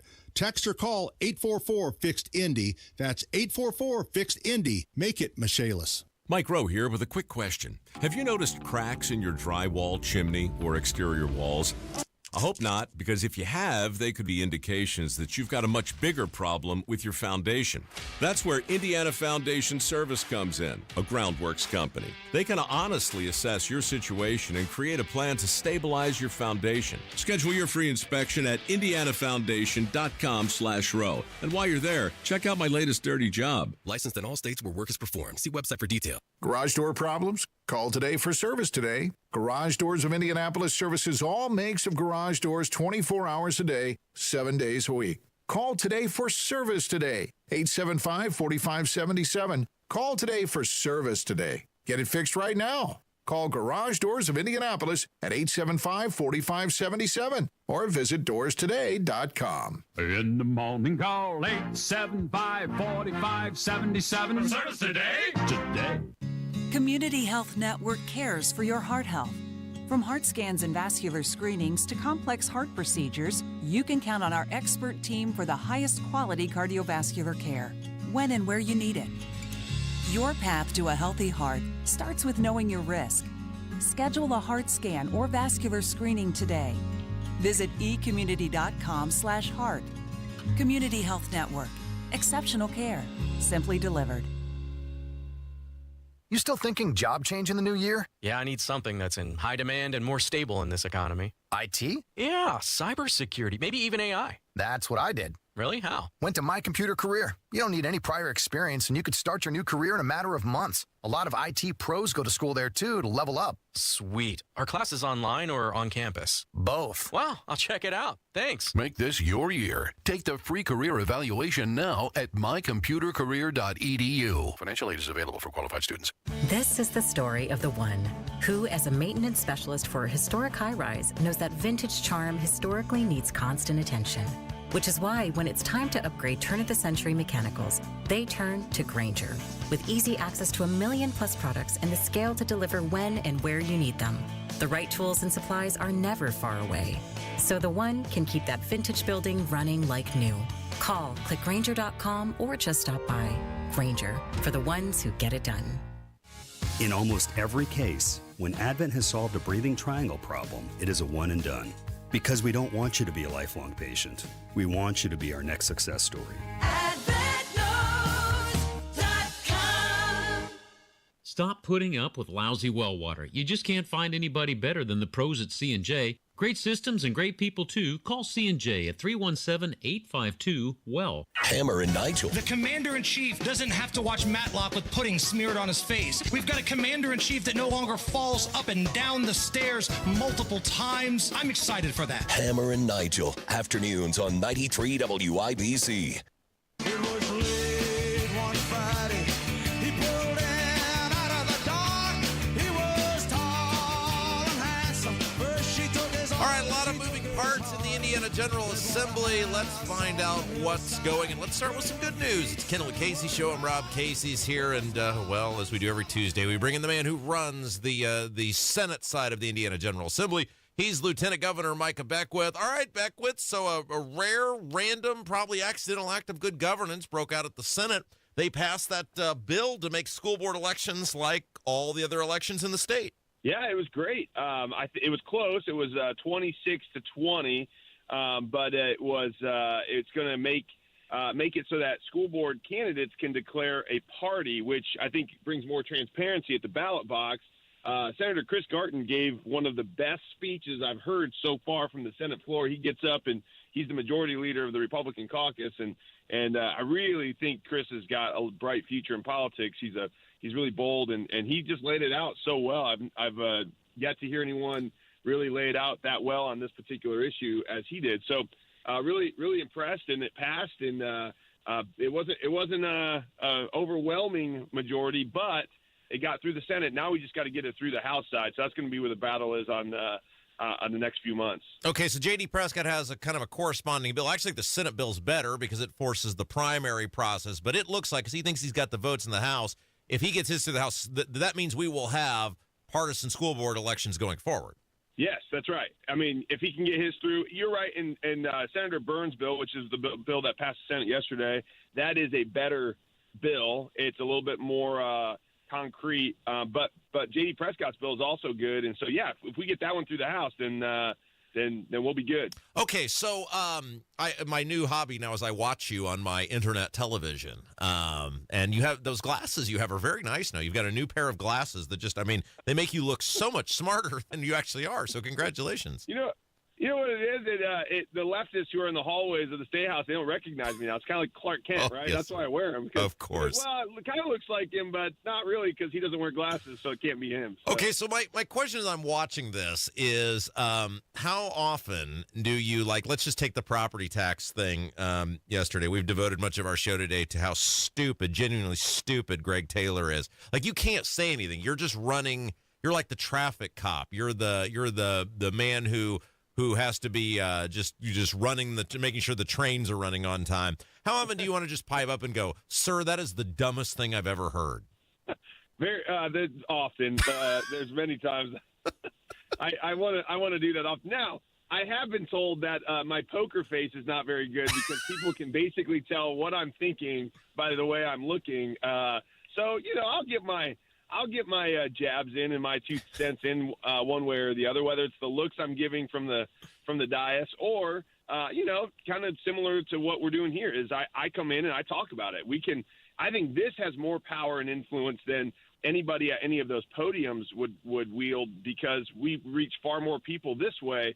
And so I think it's great for me to be able to see and hear firsthand the arguments that they're giving for bills or issues, and then we can come on, we can discuss it on WIBC. I can put it out on my social media, and I think that's really where the influence is. Yeah, I don't know how you do it. Micah Beckwith's our guest, because like yesterday when Greg Taylor got up there, which, by the way, now if you're keeping track, if the property tax bill passes, you won't have any police, any fire, any schools. Now, according to Greg Taylor, there will be no snow plows or street lights. I mean, if I were you, I don't know how you just let him leave. I would have said, "No, sir, keep going. Explain to me further how there will be no street lights or snow plows," and you just had to let the guy walk away. Yeah, I mean, well, I think most people at that point are probably like, "Okay, wrap it up. We want to go home."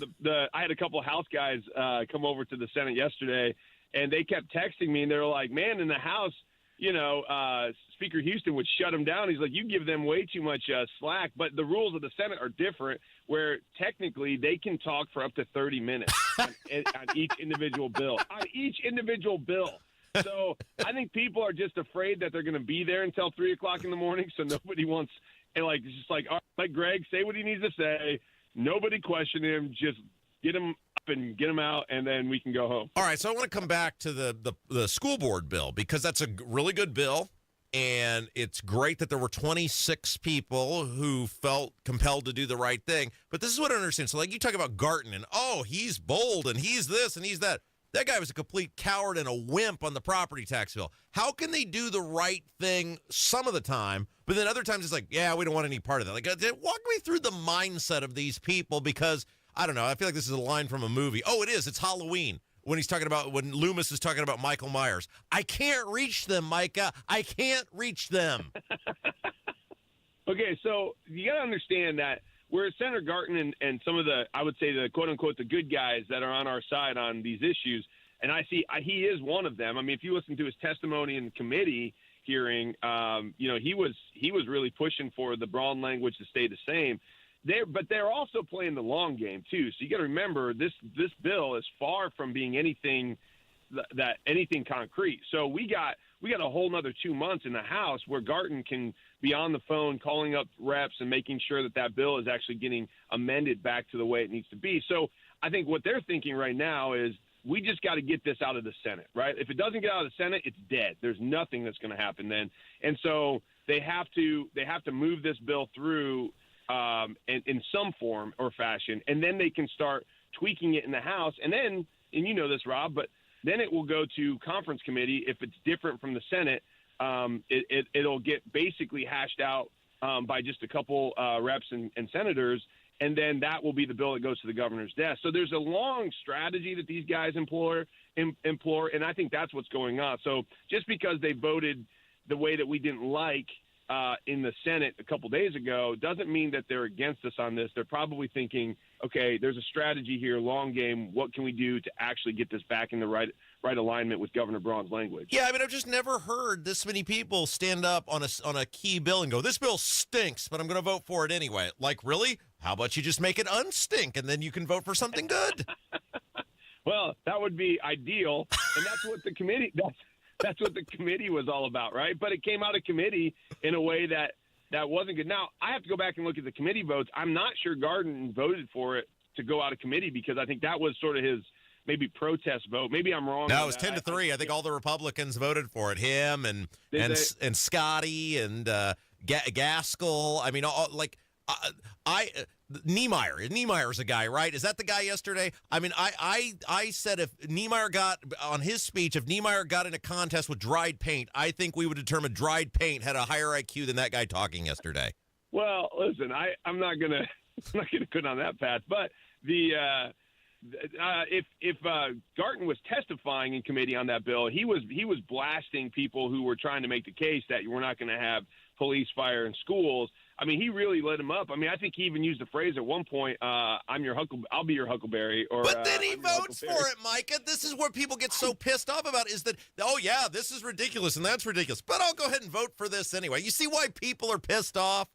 Oh, yeah, totally. But remember, it's not over. At the end of April. Now, if we don't get something good at the end of April, then all bets are off, right? And then we can basically take the gloves off and get into the ring with these guys and let them have it. And they know that too. Please understand. That's what Governor Braun is saying. That's what I'm saying. That's what the people are saying is, okay, guys, this isn't great right now where it's at.